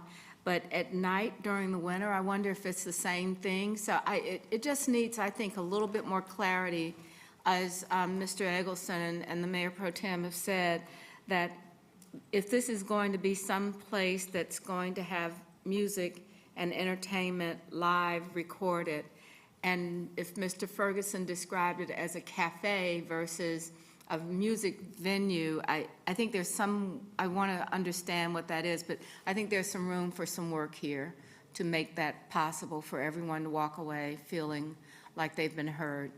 So with that, I don't have any other speakers. So do I have a motion to close? Motion to close the public hearing. We have a second. Roll call, Mr. Driggs? Yes. Mr. Eggleston? Yes. Mr. Graham? Yes. Ms. Johnson? Yes. Mr. Newton? Yes. Ms. Watlington? Yes. Mayor Pro Tem? Yes. Ms. Ajmira? Mr. Phipps? Yes. And Mr. Winston? Yes. All right, thank you. The next item on our agenda is item 36, petition by Lennar Carolinas for approximately 52.6 acres on the south side of Old Doubt Road and the east side of Amos Smith Road. It is both in the ETJ as well as in District 3. It's in the ETJ and closest in District 3. The current zoning is mixed-use innovative Lower Lake Wylie critical area. The proposed zoning is mixed-use, innovative, Lower Lake Wiley critical area site plan amendment. Staff recommends approval. We do have, I believe, opposition for this petition as well. So after the staff does its presentation, Mr. Brown, I'm hoping that you will coordinate virtually the people that are speaking for and the two people speaking against. Natchit Hayden and Jane Slavin will have 10 minutes. The proponents will have 10 minutes, and now we'll have the staff presentation. Thank you, Madam Mayor. 2021-257, 52.67 acres, located with frontage on both Old Dowd Road and Amos Smith Road. It is currently zoned MX2 Innovative. There's a Lower Lake Wiley critical area with that as an overlay. The proposal is to amend that MX2 Innovative site plan that was originally approved, maintain the Lower Lake Wiley critical area overlay as well. The adopted place type from the 2040 policy map does recommend neighborhood 1. The proposal with this petition is to allow up to 316 single-family attached units. That comes in at around 6 dwelling units per acre. Max building height would be 40 feet. They do have innovative provisions that specify minimum lot width could be 19 feet, minimum individual lot area could be 1,700 square feet, and minimum building footprint of 1,600 square feet. Also, minimum individual unit heated area would be 1,200 square feet, and then minimum side setback width of 10 feet adjacent to right-of-ways and alleys. Those are all innovative provisions that vary from the ordinance standards. It does commit to a 35-foot Class C buffer along the southern property boundary. You can see that in green. It also commits to a 50-foot Class C perimeter buffer, which could also be reduced to 37.5 feet with a berm or fence or wall along the other property boundaries that are not adjacent to that right-of-way. Also provides for 2.5 acres of common open space with amenities such as a clubhouse, pool, landscaping, mail kiosk, dog park, and other similar amenities. Does commit to architectural standards related to pitched roofs, raised entrances, and recessed garage doors. Transportation improvements have also been incorporated into this project. That includes an 8-foot sidewalk and 8-foot planting strip along Old Dowd, as well as an 8-foot planting strip and 6-foot sidewalk along Amos Smith Road. A 100-foot protected driveway stem would come off Old Dowd Road, and then eastbound and westbound left turn lanes with 150 feet of storage would be constructed on Old Dowd Road at McGarry Trail and Access Area A. Also, signal phasing and modifications at the future traffic signal, which would be installed by others, would occur at Old Dowd and Sam Wilson Road, and then also a southbound left turn lane on Amos Smith Road at Access Point B with 150 feet of storage would be provided. Staff does recommend approval of this petition upon a resolution of outstanding issues related to site and building design and transportation. Petition is consistent overall with the neighborhood on place type recommendation per the 2040 policy map, and we'll be happy to take any questions following presentations by both petitioner and members of the community. Thank you. All right. Mr. Brown, Yes, ma'am. you have 10 minutes. Thank you. Madam Mayor, council members, Colin Brown, on behalf of the petitioner, Lennar Carolinas. Good overview by Dave. I don't know if I'm advancing the slides. If not, we'll go to the next slide.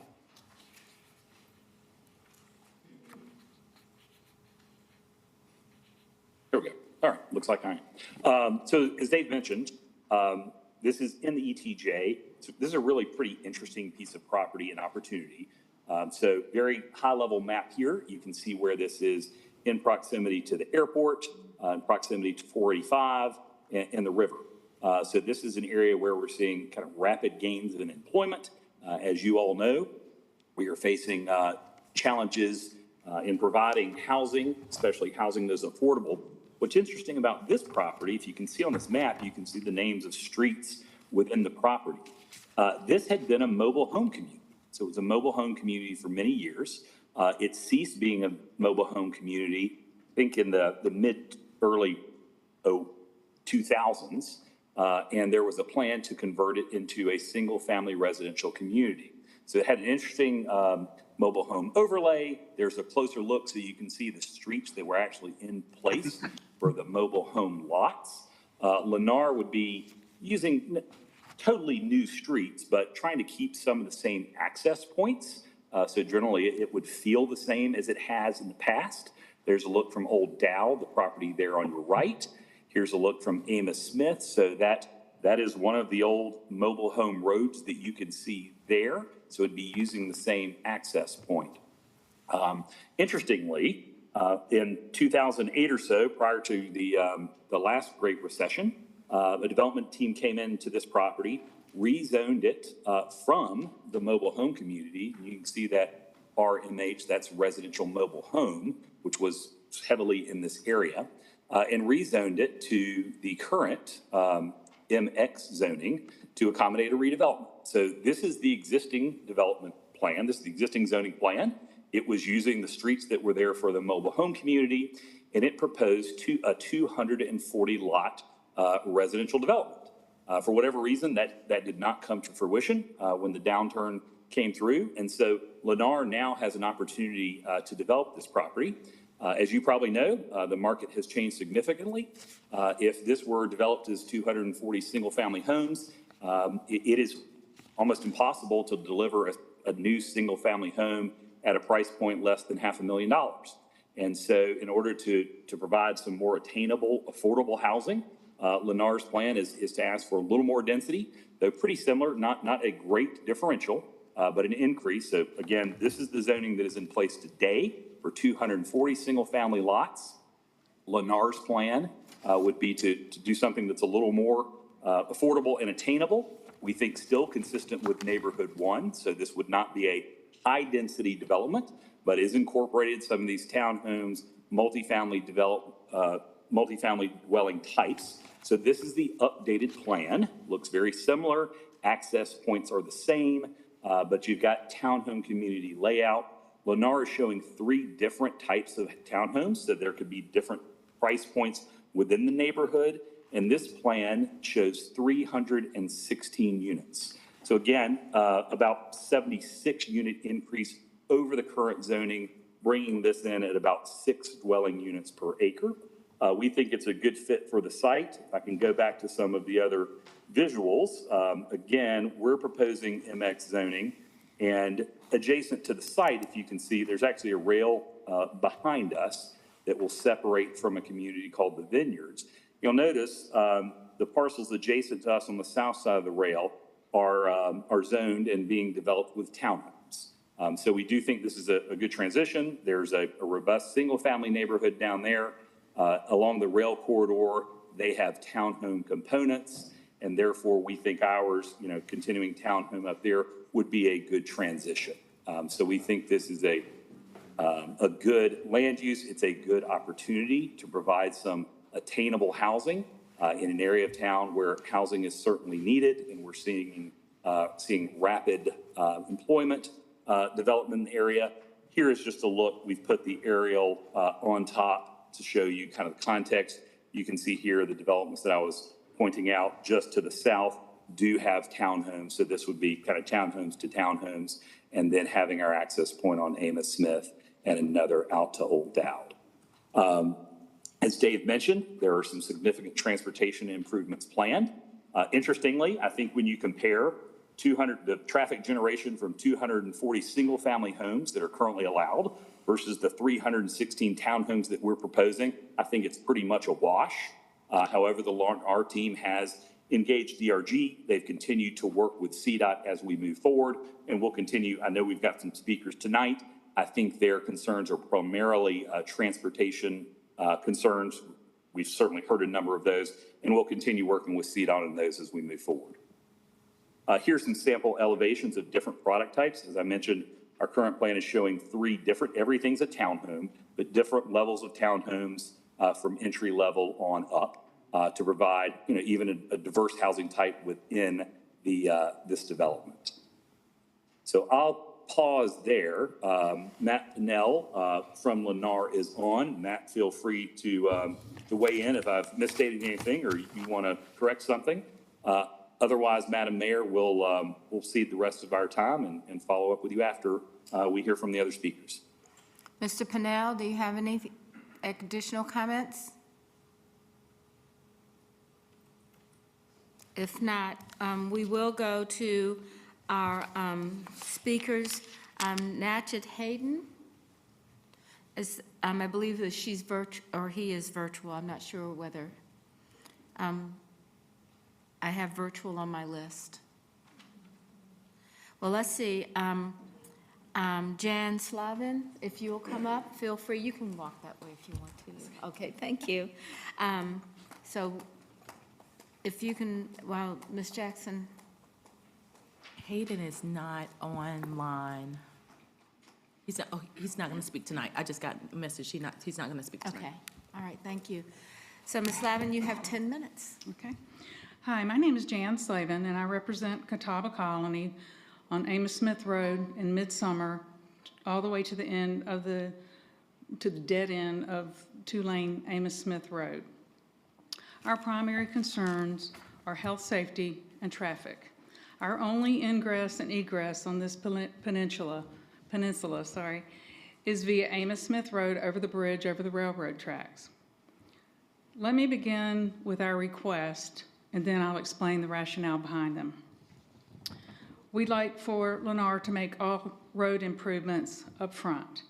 We'd like to keep all traffic from the Lennar community off Amos Smith Road to alleviate further congestion. We'd like to coordinate the traffic flow on Wilkinson Boulevard with Belmont, and that's the city of Belmont. And we'd like to have the city develop and implement an emergency access for Amos Smith Road. In 2005, we worked on the Vineyards rezoning and successfully worked with the developer on an agreed to 1,030 homes.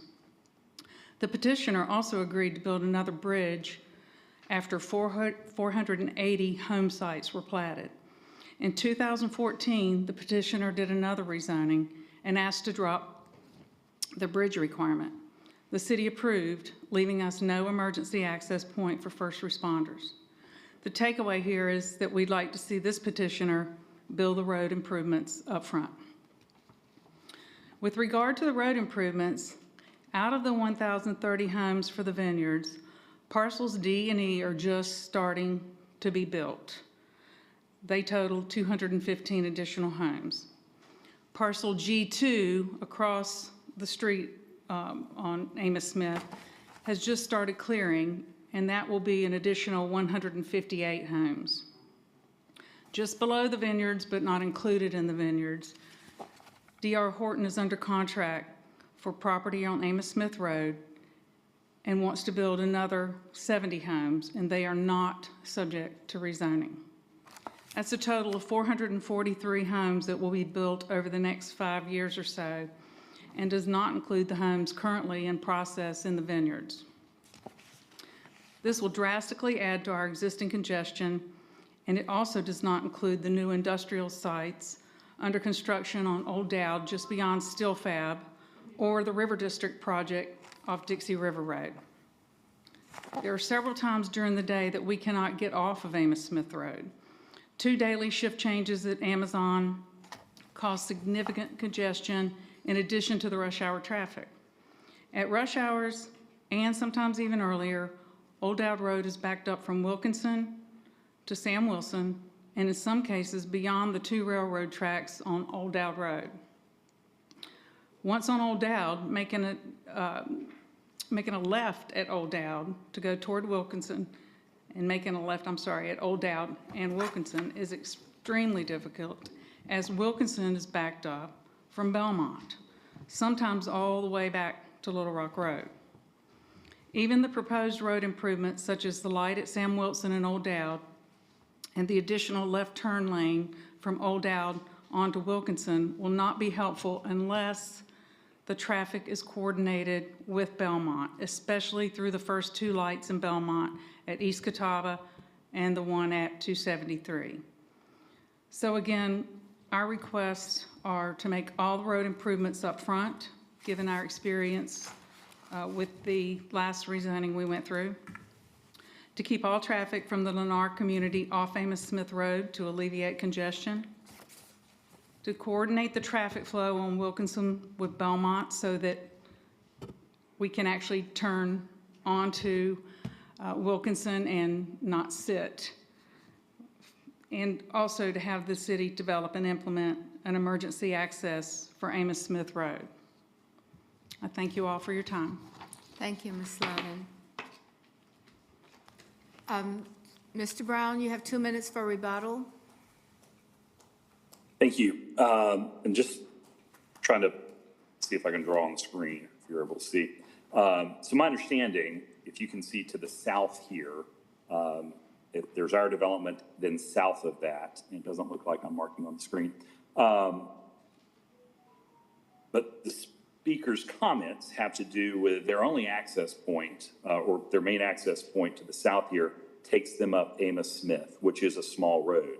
What I would point out to you, and what we do think will benefit them as well, is our development has an access point on Amos Smith because it historically has, and then it also has an access point on Old Dowd Road.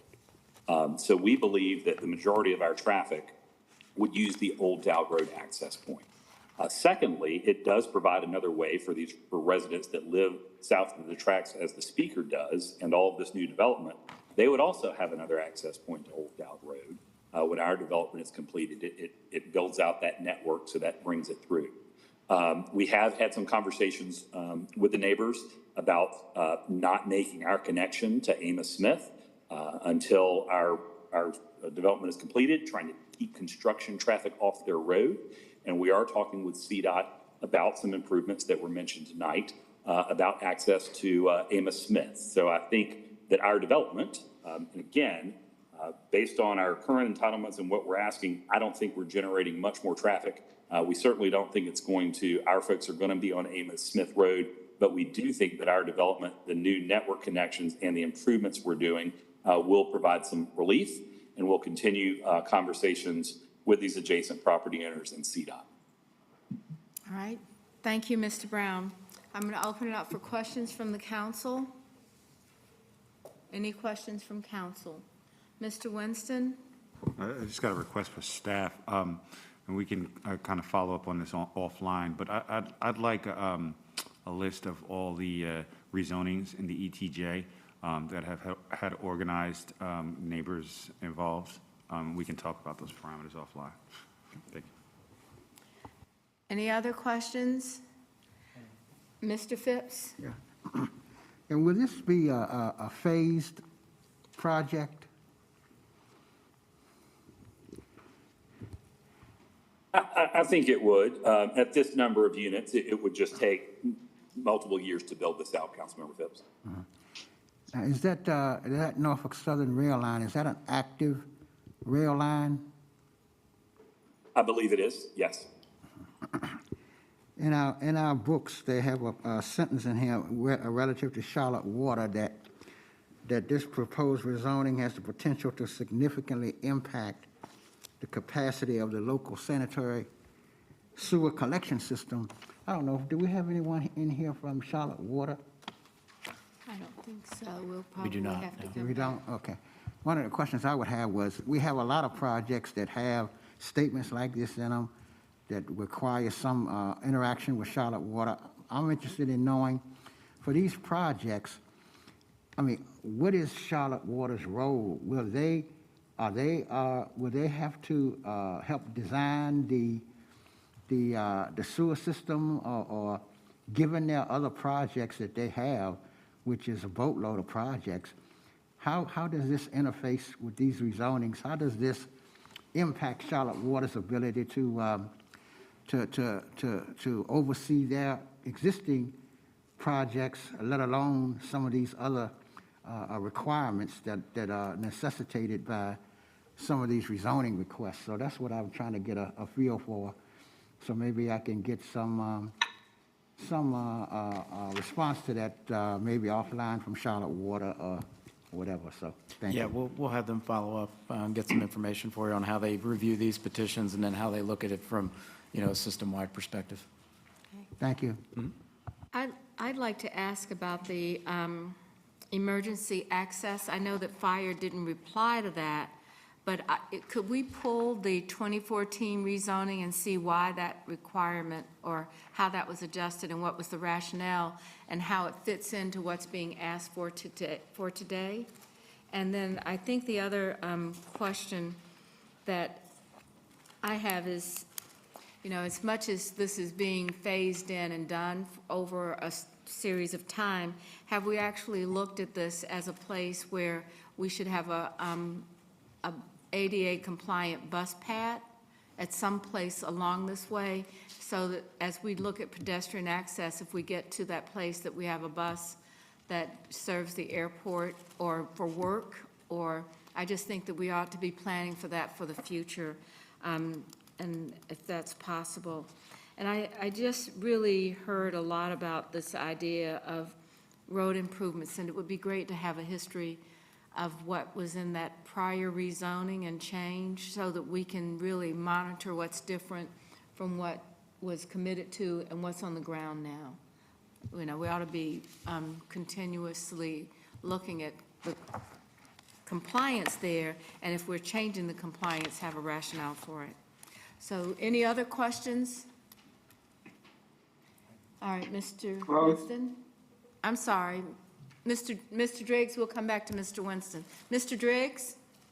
No, I just moved to close. I didn't think there were any more questions. Mr. Winston has a question. I guess the neighbors who spoke in opposition, are they in the city limits now, or are they in the ETJ as well? I think you can, they're in the ETJ as well. All right, thank you. All right.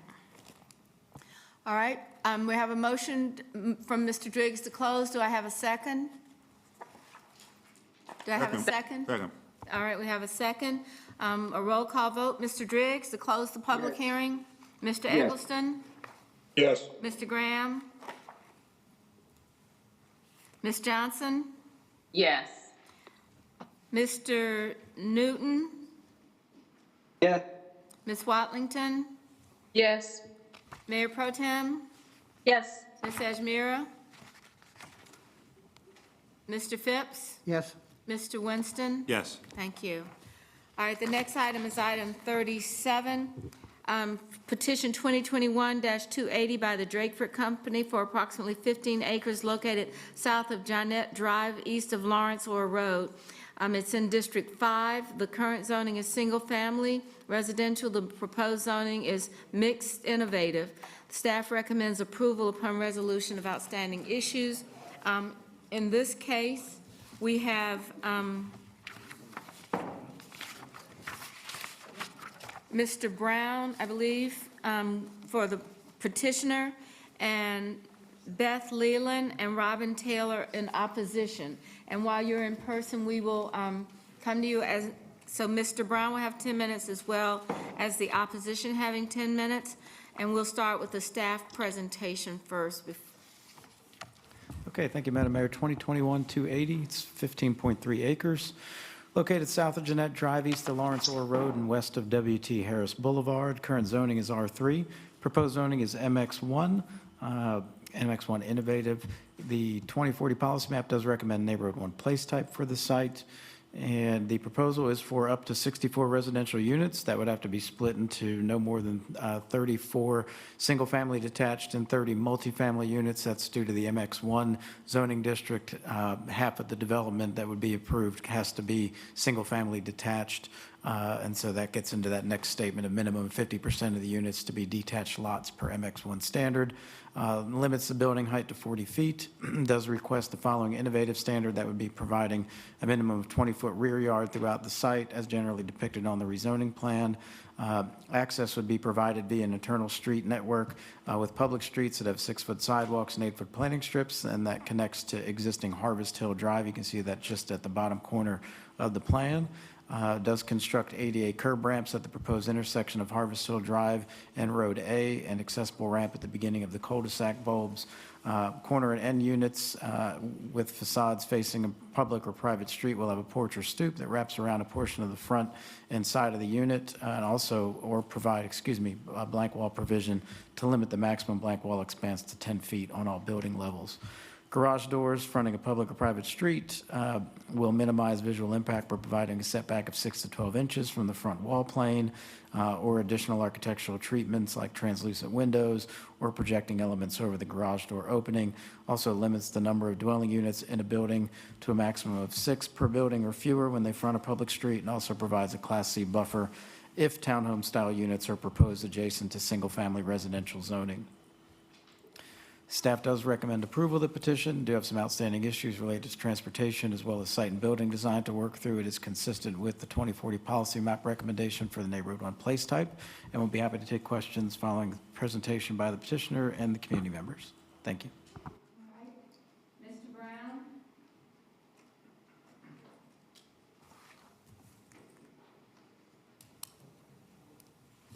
Mr. Brown? There Yes. we go. Good evening.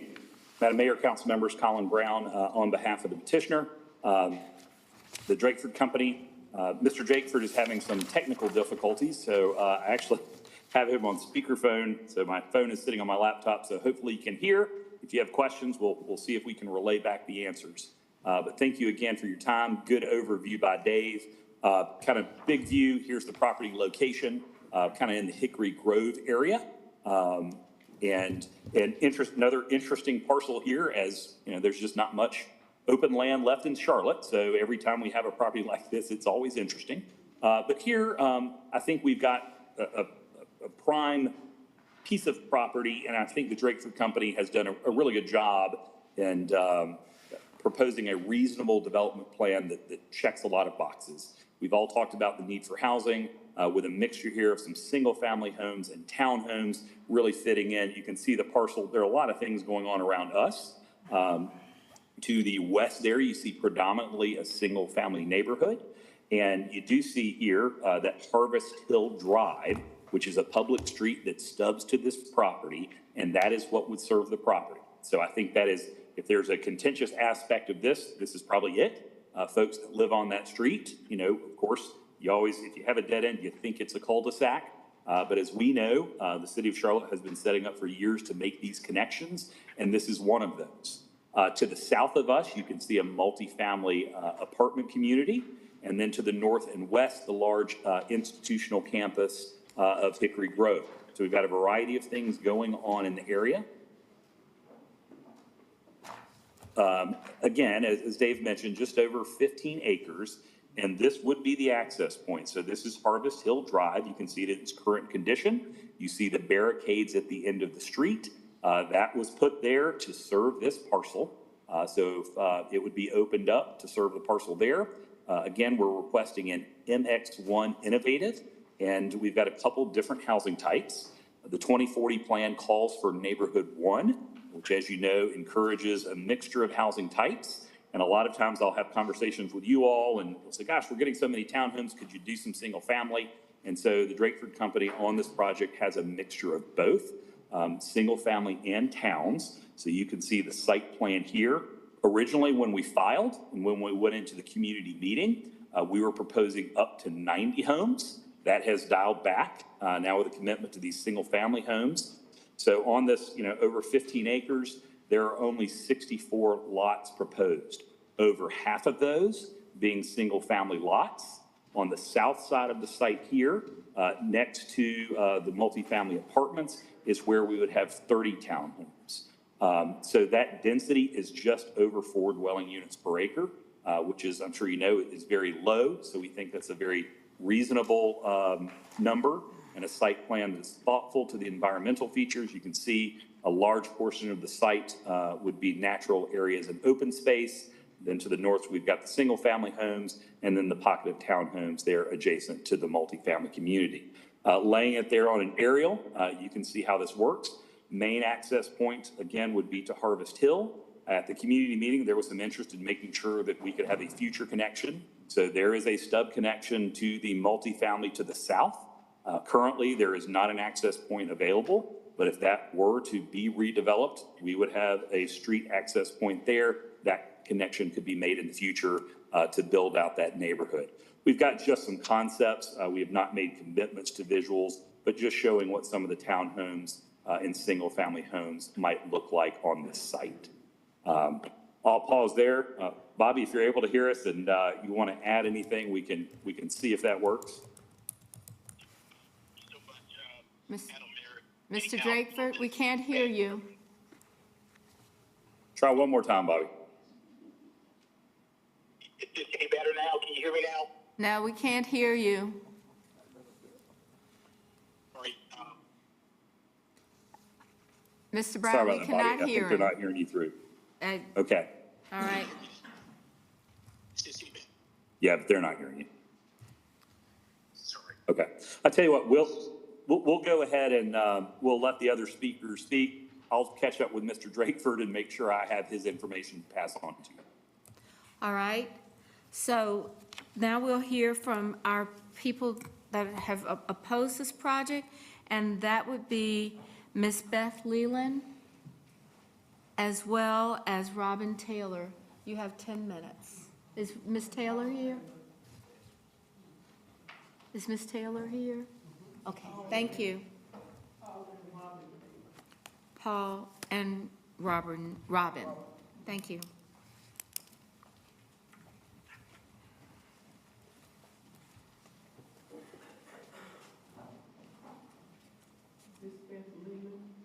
If you'll just say your names when you get to the mic so that the clerk will know who's speaking, that would be very helpful. Thank you so much.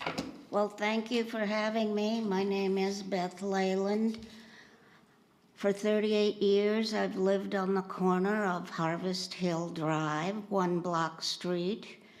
Bought it because it was very family, very quiet, very safe. And I was told at the time by Sam Johnson, who owned that land, that it was a wetland behind us and wouldn't be built on, which I've heard several times over the years. At any rate, when they built Delta Crossing up on Harris Boulevard, which is about a quarter mile behind my house and our block on the low side flooded about 5 times. And the city finally got involved, and it was taken care of pretty well. Now, next to us is 15 acres of woods.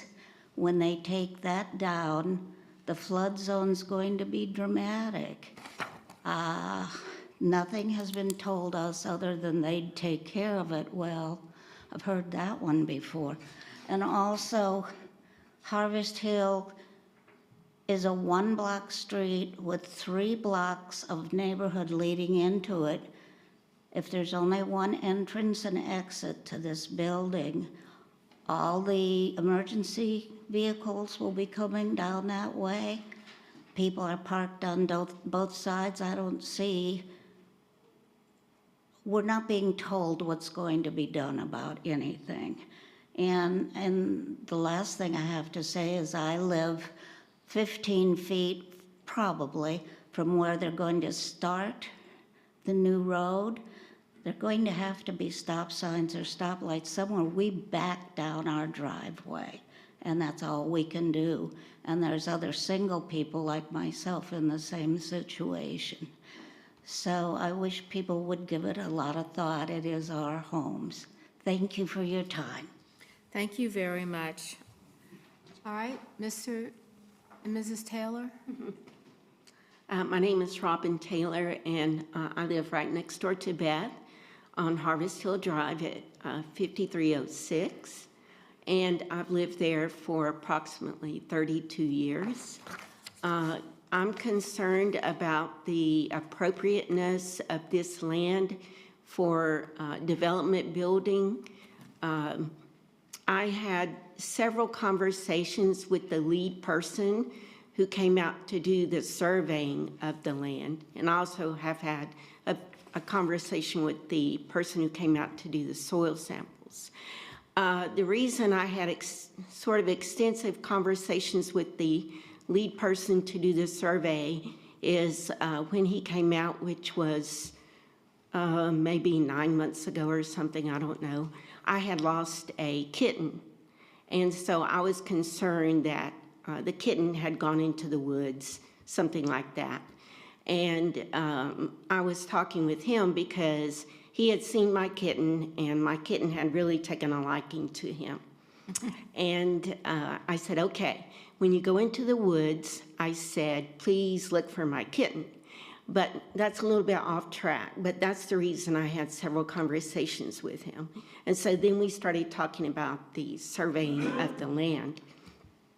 And he told me, he said, I really do not recommend this land to be built upon. Now, this is an oral conversation, so I know it's going to be viewed as hearsay, but I'm telling the truth of what he told me. He said he does not recommend it, and he came out several times, and I would always ask him to look for my kitten. But he said, I don't know why they keep asking me to come out here to survey this land. He said, because it's not appropriate to be built upon. And so in detail, he talked about a sewer easement, and he said some other things, but I can't remember what they were now. But that is one of my concerns. Also, I'm also concerned about the water drainage, because my husband and I, who will speak next, we have spent thousands of dollars on trying to correct all the water that's coming into our yard and into our crawl space from mainly the building of Delta Crossing, and the drainage was not handled well, as Beth Leland referred to. When there's a hard rain, which we've had a lot of those the past week or so, it's like a creek coming through our street. And I'm not exaggerating, it's really bad. And then the other thing that I was going to ask about was the proposed 90 homes, but now it's been dialed back to 64, which is better. I guess that's about, some of my concerns. I would like to know about the secondary access that he referred to for the townhomes. All right. Thank you. All right. Mr. Taylor, how many minutes left? 4 minutes. Thank you very much for your time, and I'm thankful that that is up there because I haven't had a chance to take pictures.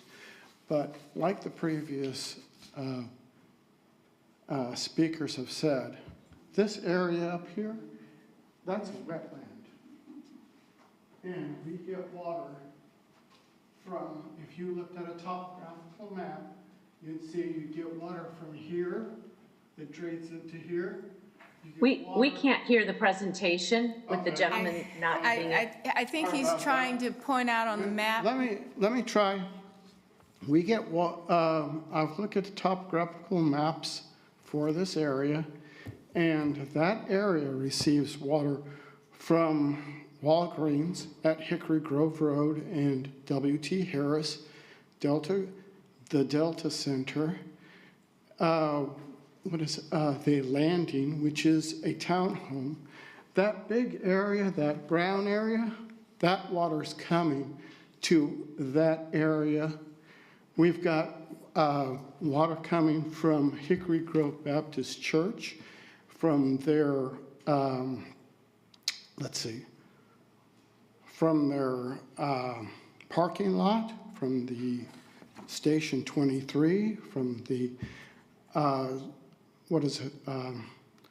the Hispanic Church. We're getting water from Delta Crossing over, it's not just surface water. They have cisterns where the water flows into, and that water goes into the groundwater. The water table raises, and the water comes out, at our homes, but it also comes in there. That pond, that's not the size of that pond. That is much bigger. The only reason why they could show that pond is that small is because the dike has been breached.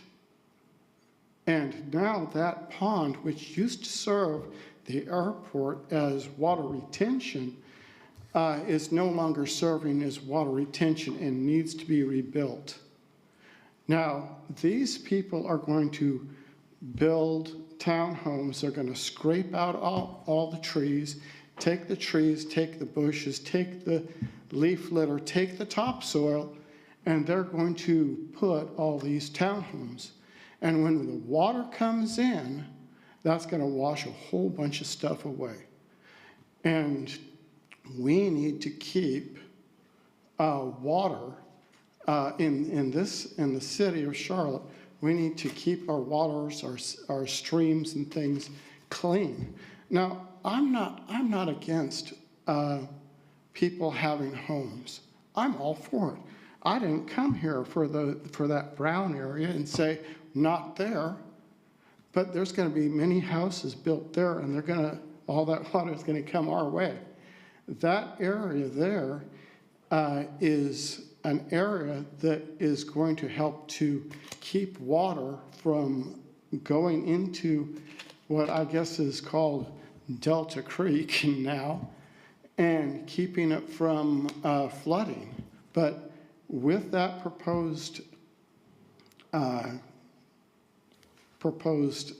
building, we're not going to have any flood control. That's a headwater for all this, for creeks downstreams like Campbell Creek and on down. And so I am very much against that.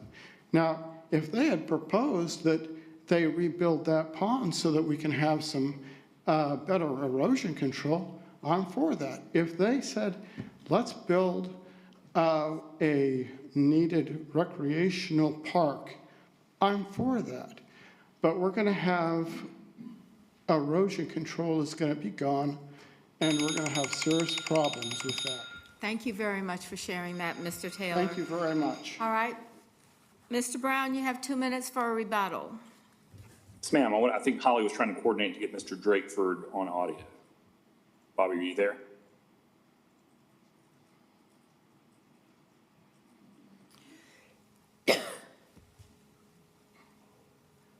Holly, do we have any luck getting Bobby access?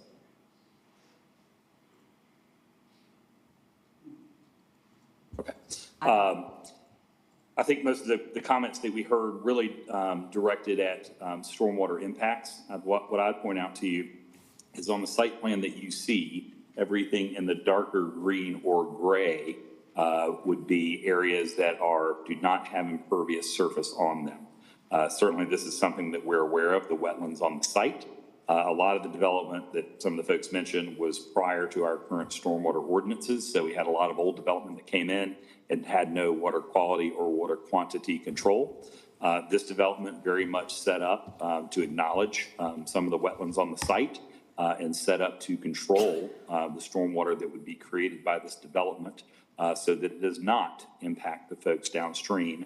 And that's what you can see here as a majority, probably even half the site being undeveloped, and then showing some ponds that are current, existing. And then on the bottom left, closest to Harvest Hill, you can see those would be the BMPs, which would be installed by the development team to catch and treat any of the stormwater coming off of our site.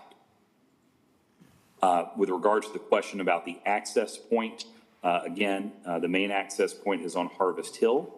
If you can see there on the south, we have a stub to the adjoining apartment community, so that could, if that property is redeveloped, there would be a connection.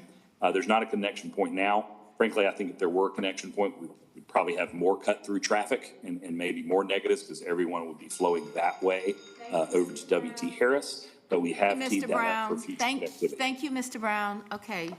All right, so we're going to open this up for the council members for questions. I want to recognize Mr. Newton. Thank you, Madam Mayor.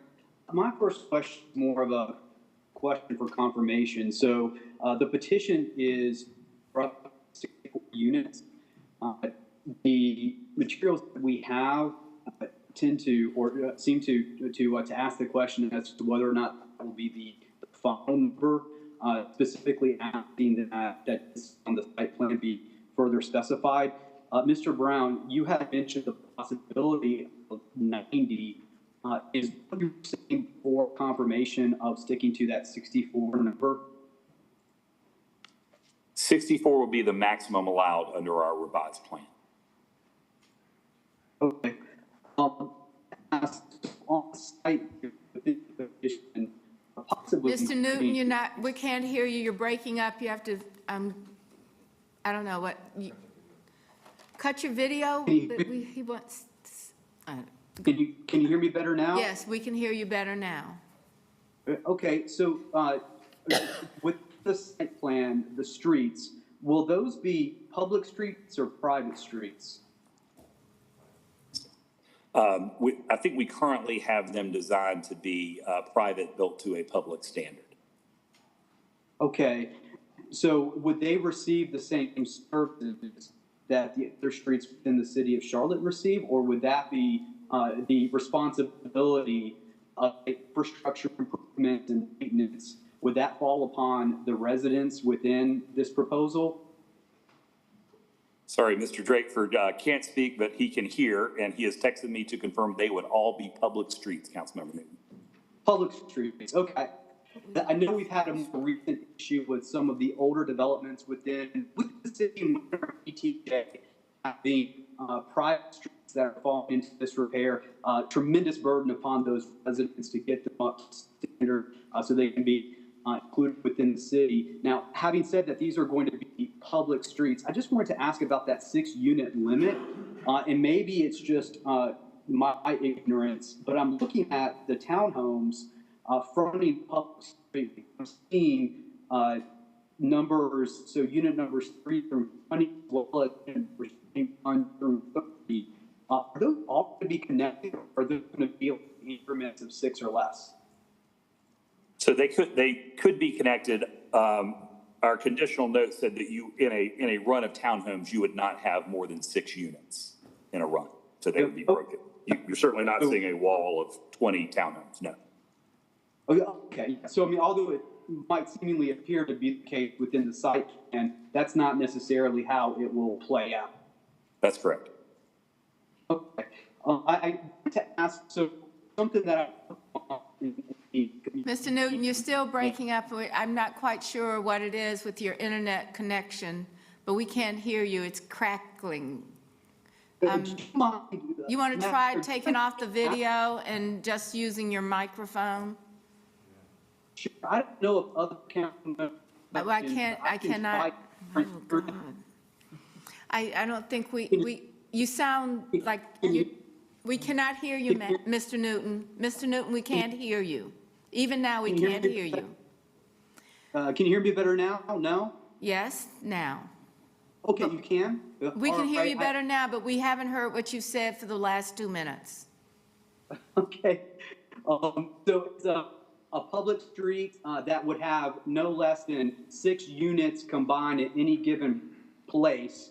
My next question was regarding a concern that was raised in some of the community meeting, in a community meeting as well as via email, and that's emergency vehicle access with the one entry in and that being the only exit out as well, which is somewhat unusual for this area. Do we have comments? So this is geared towards a question directed towards staff. Do we have comments from our fire department as to emergency vehicle access in and out? I didn't see that in our materials, and that's why I ask. I don't believe we had any comments from our fire staff on this one. I'll go in and take a look while we're looking. If we find anything, we'll certainly send them as a follow-up, but I'm not aware of any comments from them that relate to the question that you'd asked. But I'll take further look and see if we can find anything on file. If not, just ask them to comment, Mr. Patton, if they didn't ask them to. Yep. Okay. Yeah, that'd be fantastic. And then also from the standpoint of the concerns that were raised by residents who just spoke regarding the topography of the area, impervious surfaces that might be created in stormwater runoff. If we could get a little bit more information from Stormwater Services, I can see in our materials that the comment from Stormwater Services is no outstanding issues, but I'd like to know if there has been real analysis, so any sort of assessment analysis done, and if so, I'm hopeful that that can be provided to to me and to residents as well. I wanted to also ask Mr. Brown about the tree save. It's my understanding that the notes require 1.65 acres. I can see where on the site plan it designates 1.59, which is shy of the 1.65, And I just wanted to ask, where is that included elsewhere on the site? So the tree save, I think for the most part, would be on your right-hand side of the screen where you see that little bit of a different shaded color. Right now, this is still, we're still at zoning, so engineering is still a little bit preliminary. It is possible that as the site is engineered and the BMPs are sized, there could be an opportunity for more trees or, natural area to remain undisturbed. So is that something that is specifically designated? Once again, I guess what I'm getting at is it does seem to be falling short of the required tree save. Is that something that is required to be designated, that gap or that difference? And has that been? Yeah, it must be met. I mean, there's not a way not to comply with this. I think on the current version, there's still a bit of engineering going on. So in the revised plan, we may have some adjustments to the areas that you see. But yes, that tree save area will be met. Okay, in as much as a revision might be necessary here, I had one final question for Mr. Petten. Is that something that can be done, say through council approval and maybe not going back to planning or zoning, or would that require more oversight and impossibility of maybe more procedural measures being taken place in the interim between now and maybe next month or when this might come back? I'm not sure I understood the first part of the question. Of what you mean, changes to the tree save areas, or? Yeah, so changes to tree save, yes, in particular, possibly any other measures, of course, but from the standpoint of those changes being designated, I mean, I know that, would that be considered minor? I guess is what I'm asking. Right, so there's still the ability to make changes to the plan and take those changes formally to zoning committee in a few weeks. And that could include, changes that are requested or come to light during this public hearing. So if those are things where it's say, hey, we want to move some of the tree save area to the front end of the site, or we want you to think about, relocating some of the lots to another area of the site, that can be done between now and zoning committee. And zoning committee would evaluate those in their recommendation. Now, if those changes happen after that meeting, then that's where we have to take, the additional step like we did with some decisions this evening, present what those changes are, and then decide whether or not they're large enough for them to go back to zoning committee again, or we're comfortable with them and move forward to agree those changes are minor, then make a final decision on it at a subsequent council meeting. But changes that are requested now during the hearing or come up as a result of community input or council input, those can be made prior to the zoning committee on August 2nd.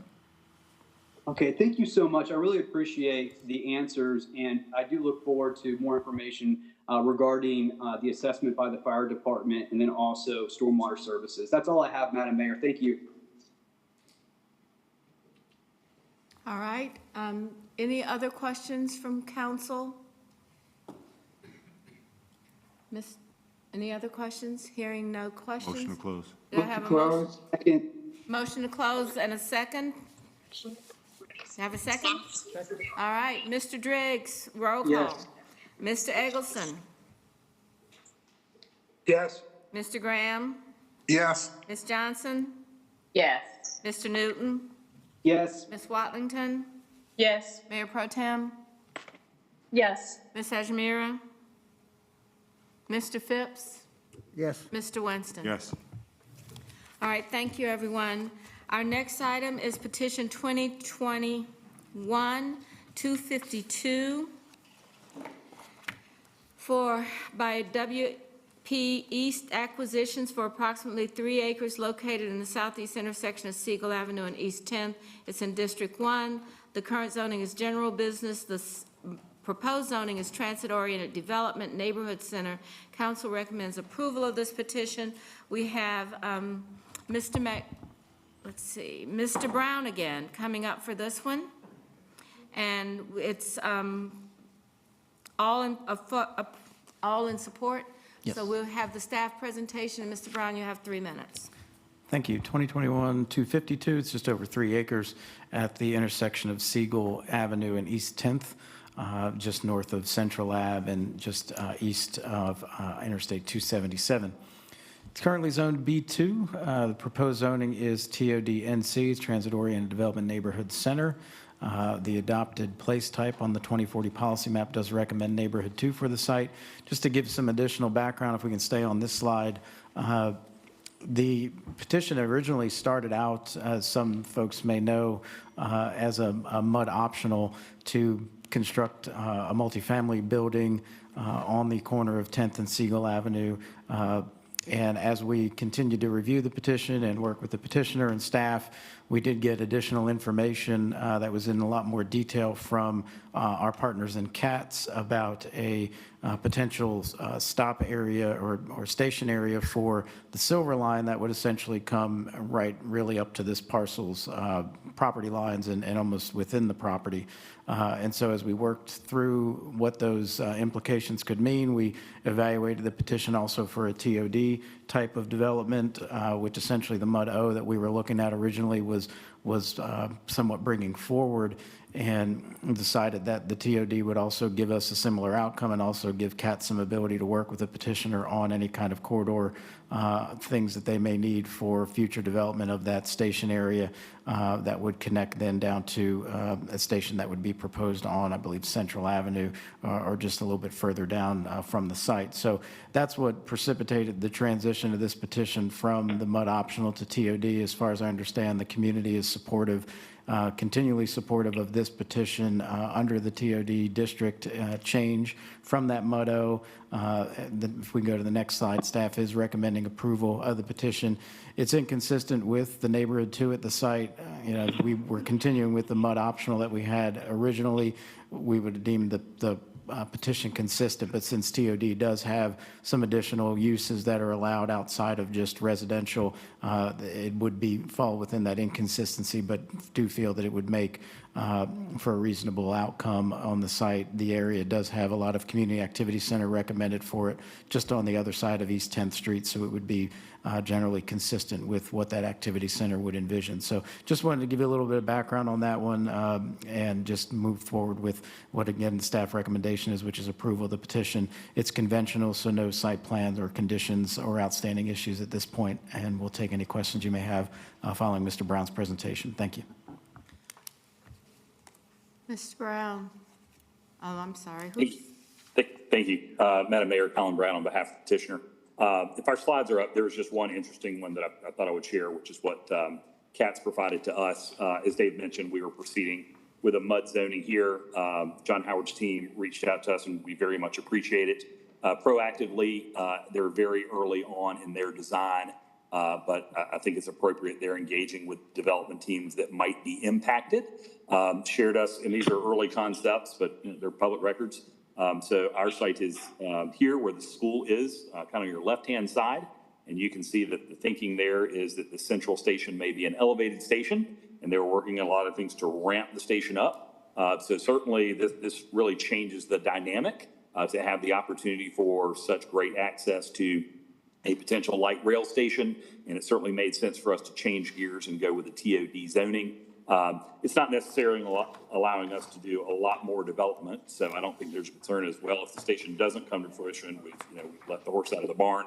I don't think that's the case. It does provide some higher design standards and really, I think, makes things work if this happens. So this is again, now it is a conventional, so we do not have a site plan to go along with it, but I wanted you to see this plan so you can see what we're thinking might happen in the area. Also having some greenway connections here, so this site just becomes incredibly well located and we think is appropriate for a TOD zoning and that enhanced design standards. Happy to take any questions. Are there any questions for Mr. Brown or for the staff?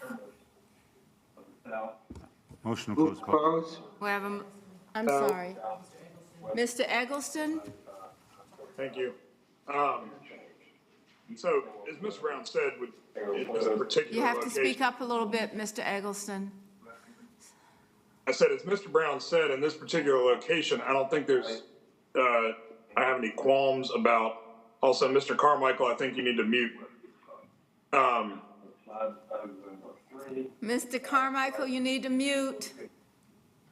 Thank you. I don't have any qualms about the TOD here, regardless of what ends up happening or not as it relates to the Silver Line, because it is close. It is right up against 277. It is right up against Uptown, the Cross Charlotte Trail. This makes sense for this level of density, but I'll just kind of raise the flag to those of you who will be continuing on beyond next month's rezoning meeting. I do think there needs to be some additional thought given, not on this parcel, but I think it brings up the point of we've got a long way to go before we realize or even start to put a shovel in the dirt on the Silver Line. And we've even recently had conversations about, adjusting the alignment of the Silver Line from what we sort of had been currently using as the vision for where that would go. So I think that here it's appropriate to go TOD, but I think as you go east from here, out towards Matthews, I think it's worth some additional consideration as to whether we want to be this far out in front of even the beginning of the Silver Line, much less the end of it, and rezoning things out, in the eastern parts of the city towards Matthews, with a density in mind, assuming that the Silver Line is coming before we're sure that it is. So just more of a philosophical point, but I think the TOD is appropriate here, so motion to close. No, do we have another speaker? Another question? Okay, hearing none. We have Mr. Phipps? Yes. I guess this is a question for staff. I noticed in our decisions, we had 6 instances where the recommendation was inconsistent with the prescribed place type mapping.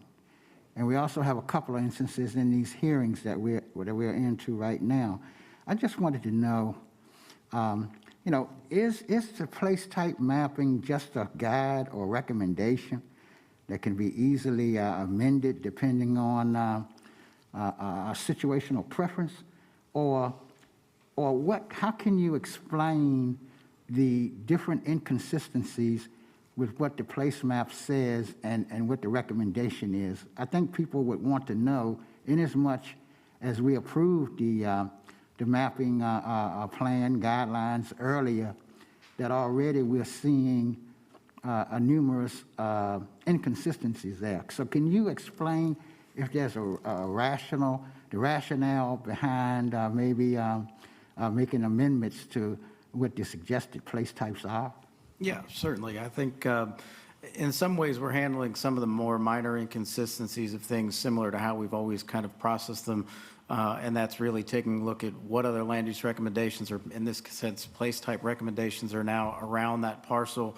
If we're looking at a neighborhood 1 to a neighborhood 2, or in this case, a neighborhood 2 to an activity center, do we have those place types also within close proximity, either adjacent or within, a short distance away? And in this case, we've got community activity center just across the street. And in some instances, the place type map, we knew we wouldn't get every parcel specifically correct. I think some of them also picked up existing zoning. So, neighborhood 2 at this site was, I think, more derived from some of the, existing land use in the area. But what we're looking at essentially with the place type map and policy map is, again, that context of things in some areas.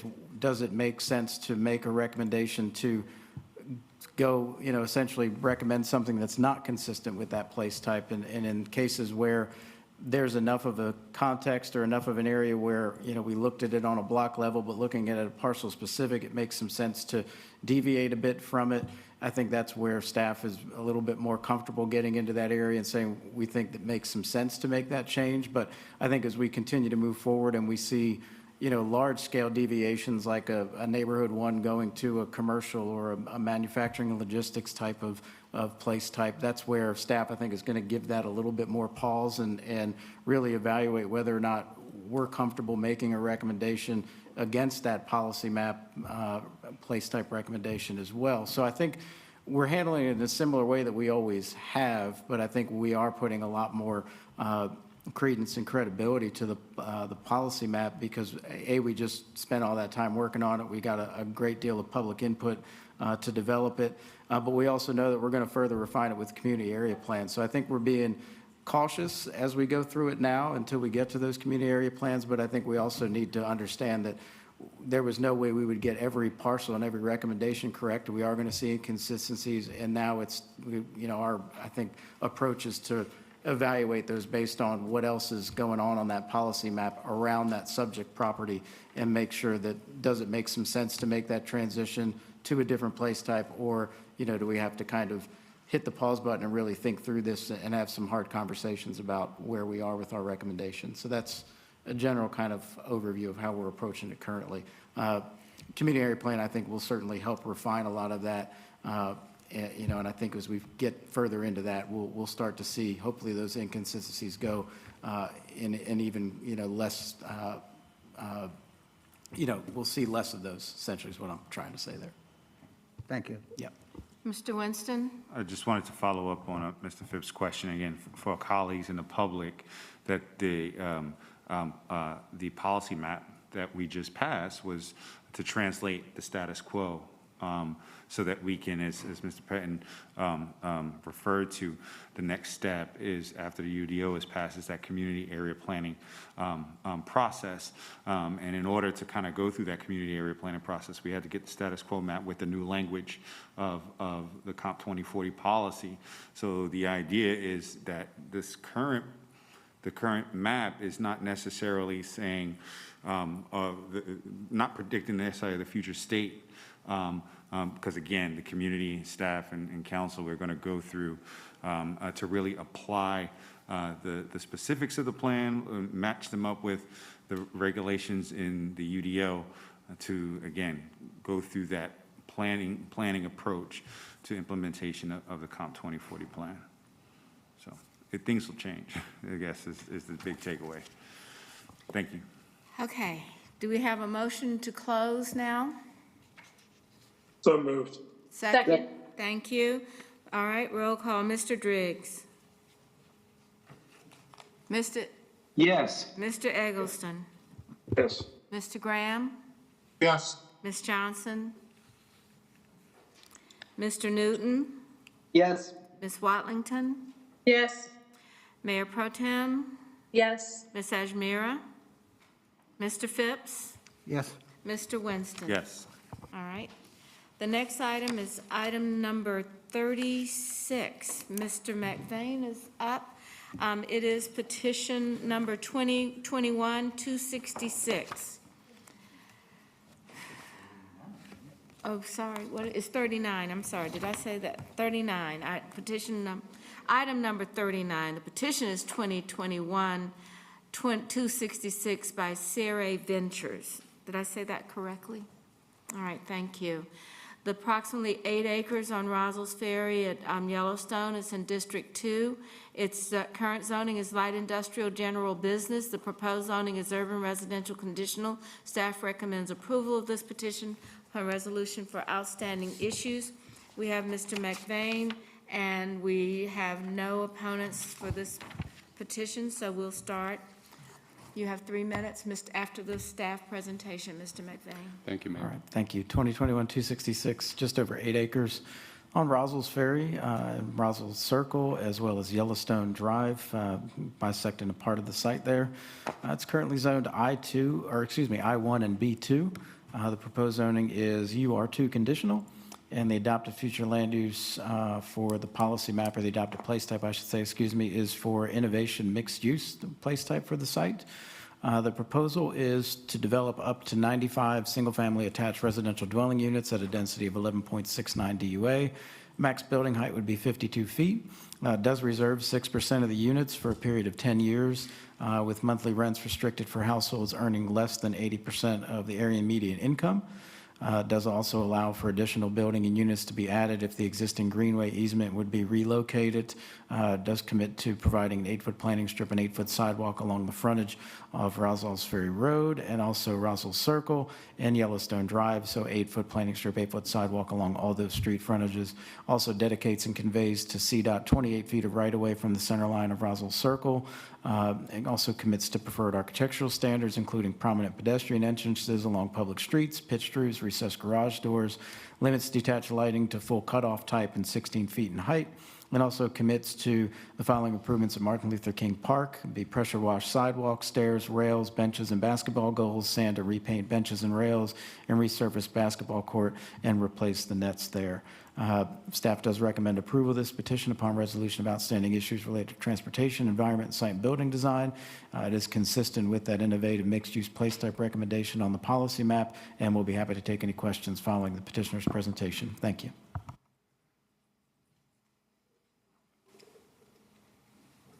Thank you, Dave. Mr. McVan. I'm sorry. Mr. McVan, you got 3 minutes. Thank you, Councilmember Braxton Winston. Sorry. Good evening, Mayor Pro Tem, members of council, members of the zoning committee. Keith McVan with Moore Van Allen. Jeff Brown of our firm and I are assisting Sear Ventures LLC with this petition. With me tonight online representing the petitioner is Justin Coulter and Martin Pollock. They're the founders of Gordon Road Capital, the parent company for Sear Ventures LLC. They're available to answer questions. Next slide, please. That's just a little background on Justin and Martin. Next slide, please. As Dave mentioned, just over 8 acres on the west side of Roswell's Ferry Road, but on both sides of Yellowstone Drive, currently zoned I-1 and B2. We have been working closely with the following groups that are our neighborhood representatives in this area of the city: 5 Points Community Collaborative, Seversville, the Glen Eagles neighborhood, as well as historic West End. We're happy to report that the 5 Points Community Collaborative and Seversville have sent a letter in support of the petition, and we appreciate their input and their willingness to meet with us and help us get this petition to this point. Next slide, please. Next slide, please. As Dave mentioned, we are consistent with the 2040 place type for innovative mixed use. Next slide, please. We meet a number of the place type goals as enumerated in the staff analysis. Next slide, please. This is a proposed plan. I think, as Dave mentioned, up to 95 townhome units fronting on Roswell's Ferry Road, Yellowstone, and Roswell Circle. There will be interior alleys and a private lane that will provide access to the garages that serve each units. There will be private open space that may include a dog park as part of the community. We are abutting Stewart's Creek Greenway, which is currently under development by Mecklenburg County, and we'll hopefully have access to that in the future. And as Dave mentioned, subject to the approval of Mecklenburg County Parks and Rec, we will be making improvements to MLK Park, to the basketball courts, the benches and the seating and railings and other items within the park itself. The site is in close proximity to that. And as Dave also mentioned, we are setting aside 6% of the units for a minimum of 10 years at 80% of AMI or below. We'll be happy to answer questions. All right, are there any questions for the staff or for Mr. McVan? Mr. Phipps? Yeah, Mr. McVan. Yes, sir. I was looking up, where are the stormwater detention basins on this site? They either will be underground or underground at this point is what that's being considered. That hasn't been fully completed at this time. Okay. As far as the open space, are you saying that all of that green space right there, that's part of the site that's going to be open? The darker green is actually the greenway area, but then the lighter green and the areas between the buildings, sort of in the middle of the larger site, that will be the private open space for the community itself. I don't know if I can point to that, but there will be private open space within the community itself. I noticed that there are a lot of streets labeled private alleyways. That's right. Is that synonymous with private streets? There are different cross sections in a private street. They're slightly narrower so an alley, and mainly used to, like I mentioned, to access the garages that serve each units. The main spine road that connects Roswell Circle to Yellowstone is a private lane, which is a little different street. The units actually front on that. There are sidewalks on both sides, street trees, and so forth. So the alley is a little different cross-section, but they are private. Yes, sir. So who's the maintenance responsibility for those streets that's going to be? The communities, it'll be the developer and then the community's responsibility. The owner and whoever maintains and owns the community itself will be maintaining the streets, the internal streets. Not unusual for a small townhome community like this. That could be expensive, huh? Well, it could be, and that's why there'll be dues and money set aside to take care of all that. Thank you. Yes, sir. All right, any other questions on this petition? Hearing none, do we have a motion to close? So moved. Do I have a second? Second. All right. Thank you, Mayor. Mr. Driggs? Yes. Mr. Eggleston? Yes. Mr. Graham? Yes. Ms. Johnson? Mr. Newton? Yes. Ms. Watlington? Yes. Mayor Pro Tem? Yes. Ms. Ajmira? Mr. Phipps? Yes. Mr. Winston? Yes. All right. Let's go to our next item, which is item 40. Petition 2021-273 by Hutton Street for approximately 1.6 acres bound by the south side of Waylong Drive, close to Margaret Wallace Road. It's in District 5. The current zoning is neighborhood services.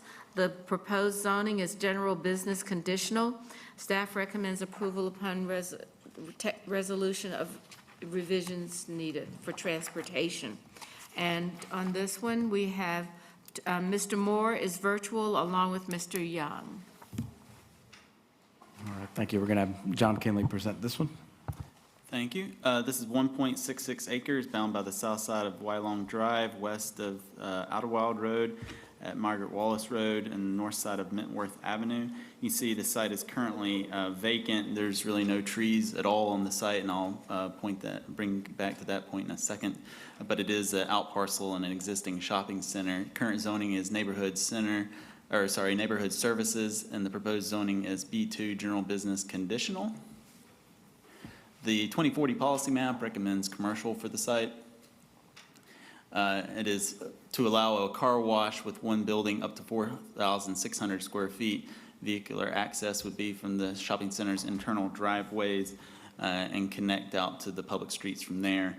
There is a transition for the bike lane that's on Idlewild Road to transition that to a multi-use path along the site's frontage. And that would meander to preserve an existing large tree that's on that street frontage as well.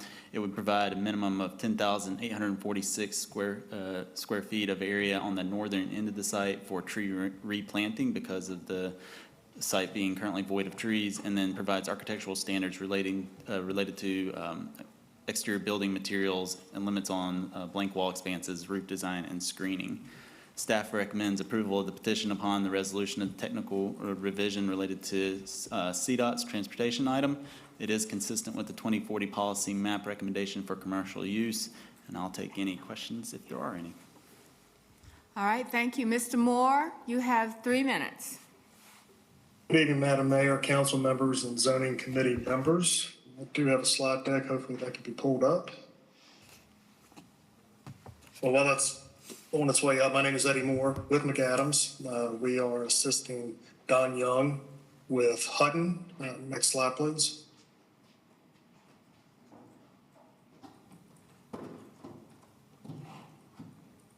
Next slide, please. Next slide, please. Hutton is a national development firm that owns, develops, and operates shopping centers, multifamily developments, self-storage facilities. Next slide, please. Mod Wash is an automated car wash brand that is owned and operated by Hutton. It's relatively new. They built this for themselves, and not built it for other other like businesses. They should have 100 stores open by the end of 2022. We were before you back in January for similar rezoning off of North Tryon. Next slide, please. And this is just the site itself. Next slide, please. The whole property, the shopping center, was rezoned to NS back in 2004, and the site has been on the market for approximately 18 years. Next slide, please. As John mentioned, the 2040 policy map recommends commercial land uses. Next slide. And we are requesting B2CD since the existing NS does not permit car washes. We do have conditions associated with rezoning and architectural commitments. Next slide, please. This is the site plan, and Idlewild Road is to the top of the page. Wylong is to the left. Margaret Wallace is to the right. The access to the site will be achieved internally through the existing shopping center, so there will be no new driveways along Wylong or Idlewild Road. The improvements, the public improvements that are being proposed, John touched on it briefly, is including or continuing the bike lane along Idlewild that will start in the existing pavement that will make its way onto a 12-foot multi-use path. Currently, there's a 6-foot sidewalk, but that will be increased to 12 feet. So that bike lane will continue and make its way all the way to the intersection of Margaret Wallace and Idlewild. We're also proposing a sidewalk connection from the multi-use path that runs kind of top to bottom on the left of the site. That will actually connect to an existing sidewalk that is internal to the within the parking area of the Harris Teeter Shopping Center. Next slide, please. And this is just kind of an aerial showing the positioning of the building and the parking in relation to the Harris Teeter that is on the bottom. The area that's to the left, that's void, that's done on purpose. The underlying property. Mr. Moore, your time is up, so we'll stop there and ask if there are any questions from the council members to the staff or the petitioner. Any questions? Motion to close. Second. We have a motion to close and a second. We'll start with our roll call vote. Mr. Winston? Yes. Ms. Sajmira? Mayor Pro Tem? Yes. Ms. Watlington? Mr. Newton? Yes. Watlington's a yes. All right. Ms. Johnson? Ms. Johnson? Mr. Graham? Yes. Mr. Eggleston? Yes. Mr. Driggs? Yes. Mr. Phipps? Yes. All right, thank you. The next item is item 41, petition 2021-276 by McCraney Property Company for approximately 45 acres located on I-85 southwest of I-85 interchange. It is in the ETJ with closest council district is 3. The current zoning is single-family residential airport noise overlay, Lower Lake Wylie protected. The proposed zoning is light industrial conditional airport noise overlay, Lower Lake Wylie protected. Staff recommends approval, and in this case, for this petition, we have Mr. Carmichael, and that is since there's no opposition, we'll start with the staff presentation, and Mr. Carmichael will have 3 minutes. Okay, thank you. 2021-276, it's just under 45 acres.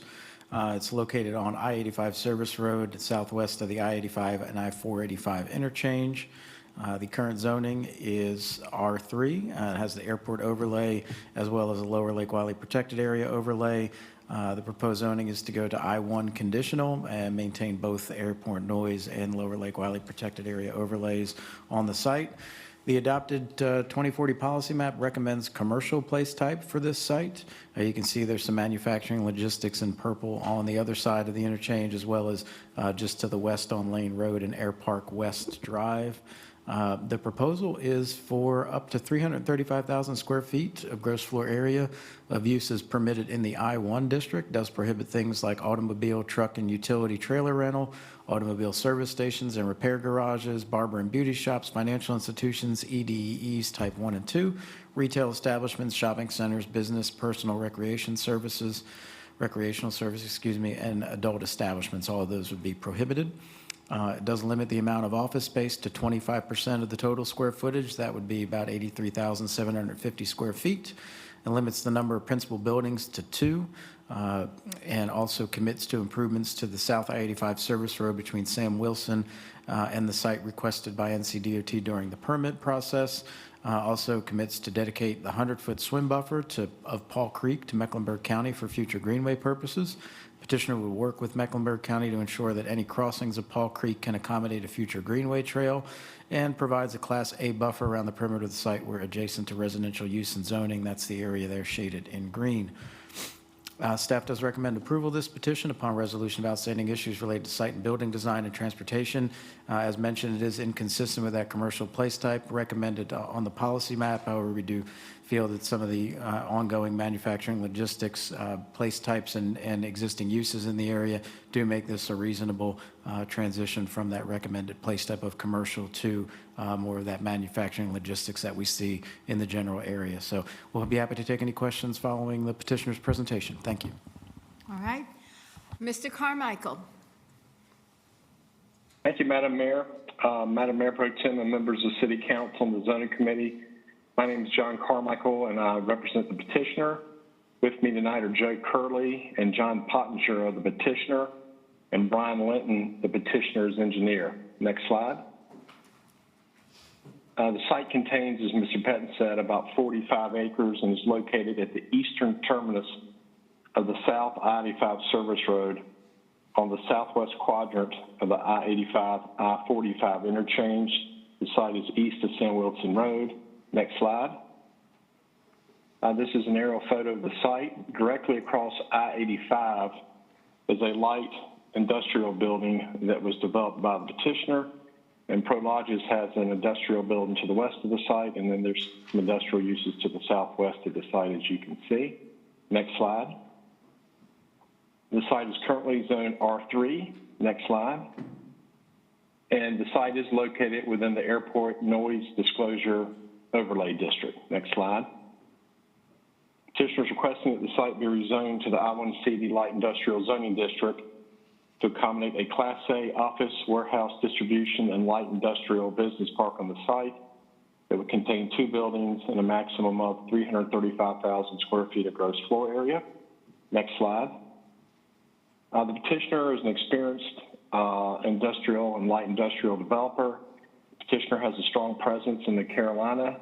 This slide shows 2 of its development projects that are located in Rock Hill and 2 that are located in Charlotte.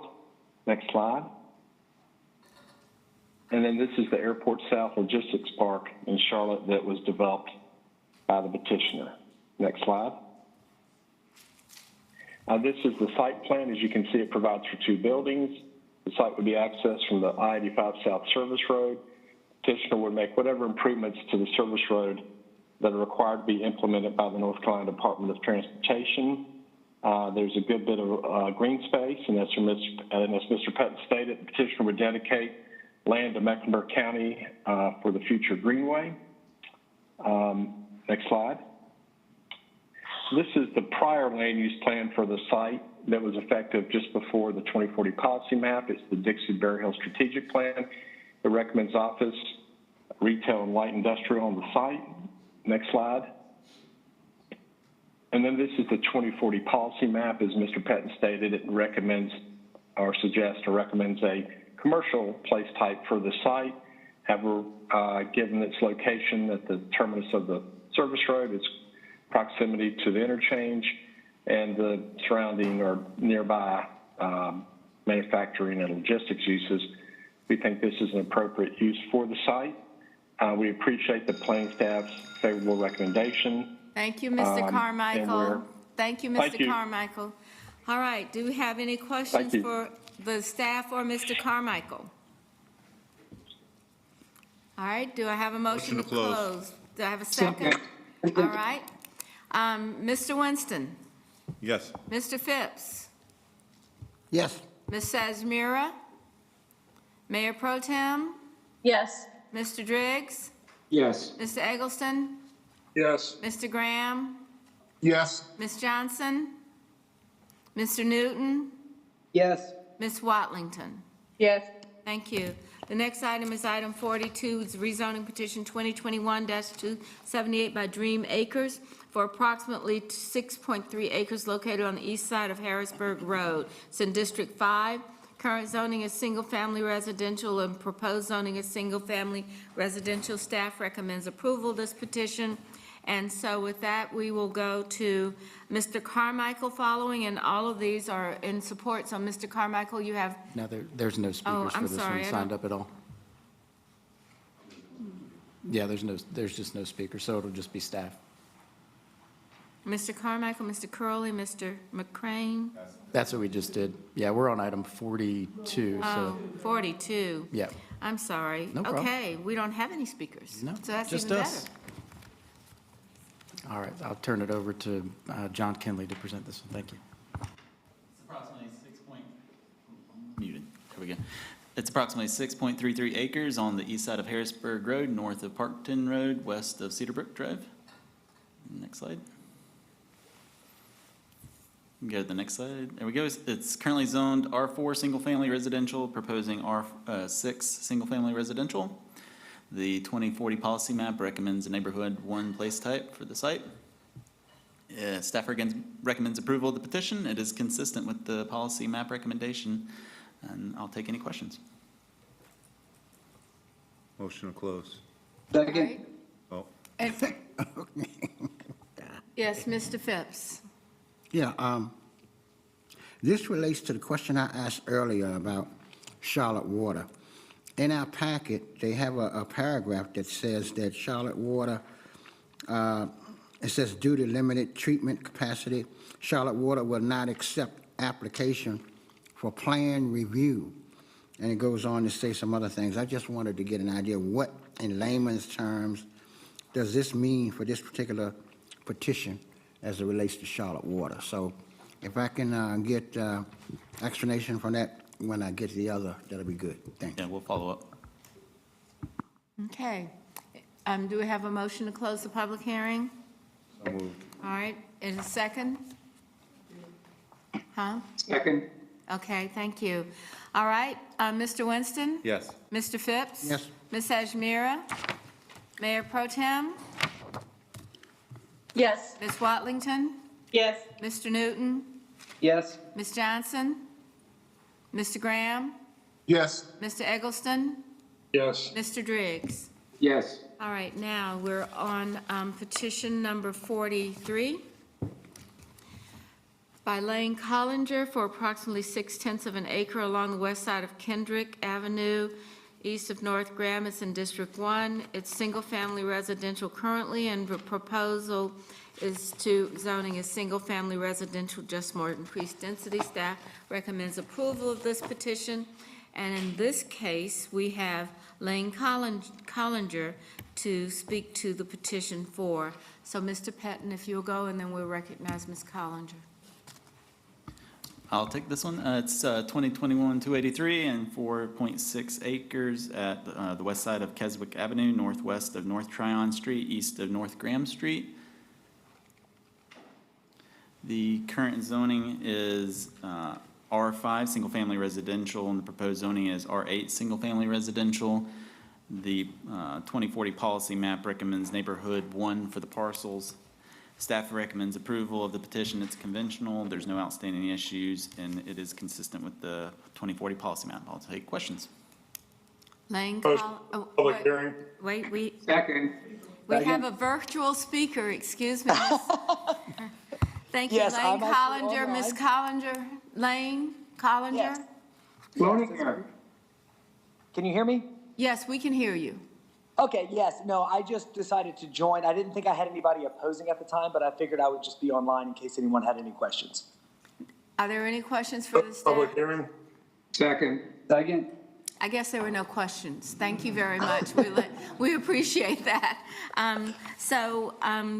We have a motion to close in a second. Mr. Winston? Yes. Mr. Phipps? Yes. Ms. Ajmira? Mayor Pro Tem? Yes. Ms. Watlington? Yes. Mr. Newton? Yes. Ms. Johnson? Mr. Graham? Yes. Mr. Eggleston? Yes. Mr. Driggs? Yes. The next item is item 44, petition by White Point Partners for 2.9 acres located on the west side of Yancey Road and the south side of East Peterson in District 3. Current zoning is single-family residential as well as general industrial, and the proposed zoning is transit-oriented development neighborhood center. Staff recommends approval of this petition, and in this case, Mr. Brown will lead us off. Everyone is virtual. There's no opposition, so Mr. Brown, you have 3 minutes. Yep, this is 2.99 acres on the west side of Yancey Road, south side of East Peterson Drive, east of South Tryon Street. It's on basically 3 parcels, either side of Old Mecklenburg Brewery, if you're familiar with the area. Next slide. Its current zoning is R8, single-family residential for 2 of the parcels on East Peterson Drive, and I-2 transportation, or transit supportive optional for the parcel on Yancey. The proposed zoning is TOD NC, Transit Oriented Development Neighborhood Center. The 2040 policy map recommends community activity center for the parcel on Yancey Street and neighborhood 1 for the 2 parcels on East Peterson. But you can see on the map they are adjacent to that community activity center designation. Next slide. Staff recommends approval of the petition. It is both consistent and inconsistent with the 2040 policy map. As I noted with the parcels on Peterson Street, the site is within 1 mile of the walk of the Scaly Bark Station. The TOD NC district can be applied to parcels within that 1 mile walking distance of a rapid transit station. It is immediately adjacent to sites and a number of those that are already zoned TOD NC. Representing a ongoing shift in the area to a more transit supportive redevelopment in that area.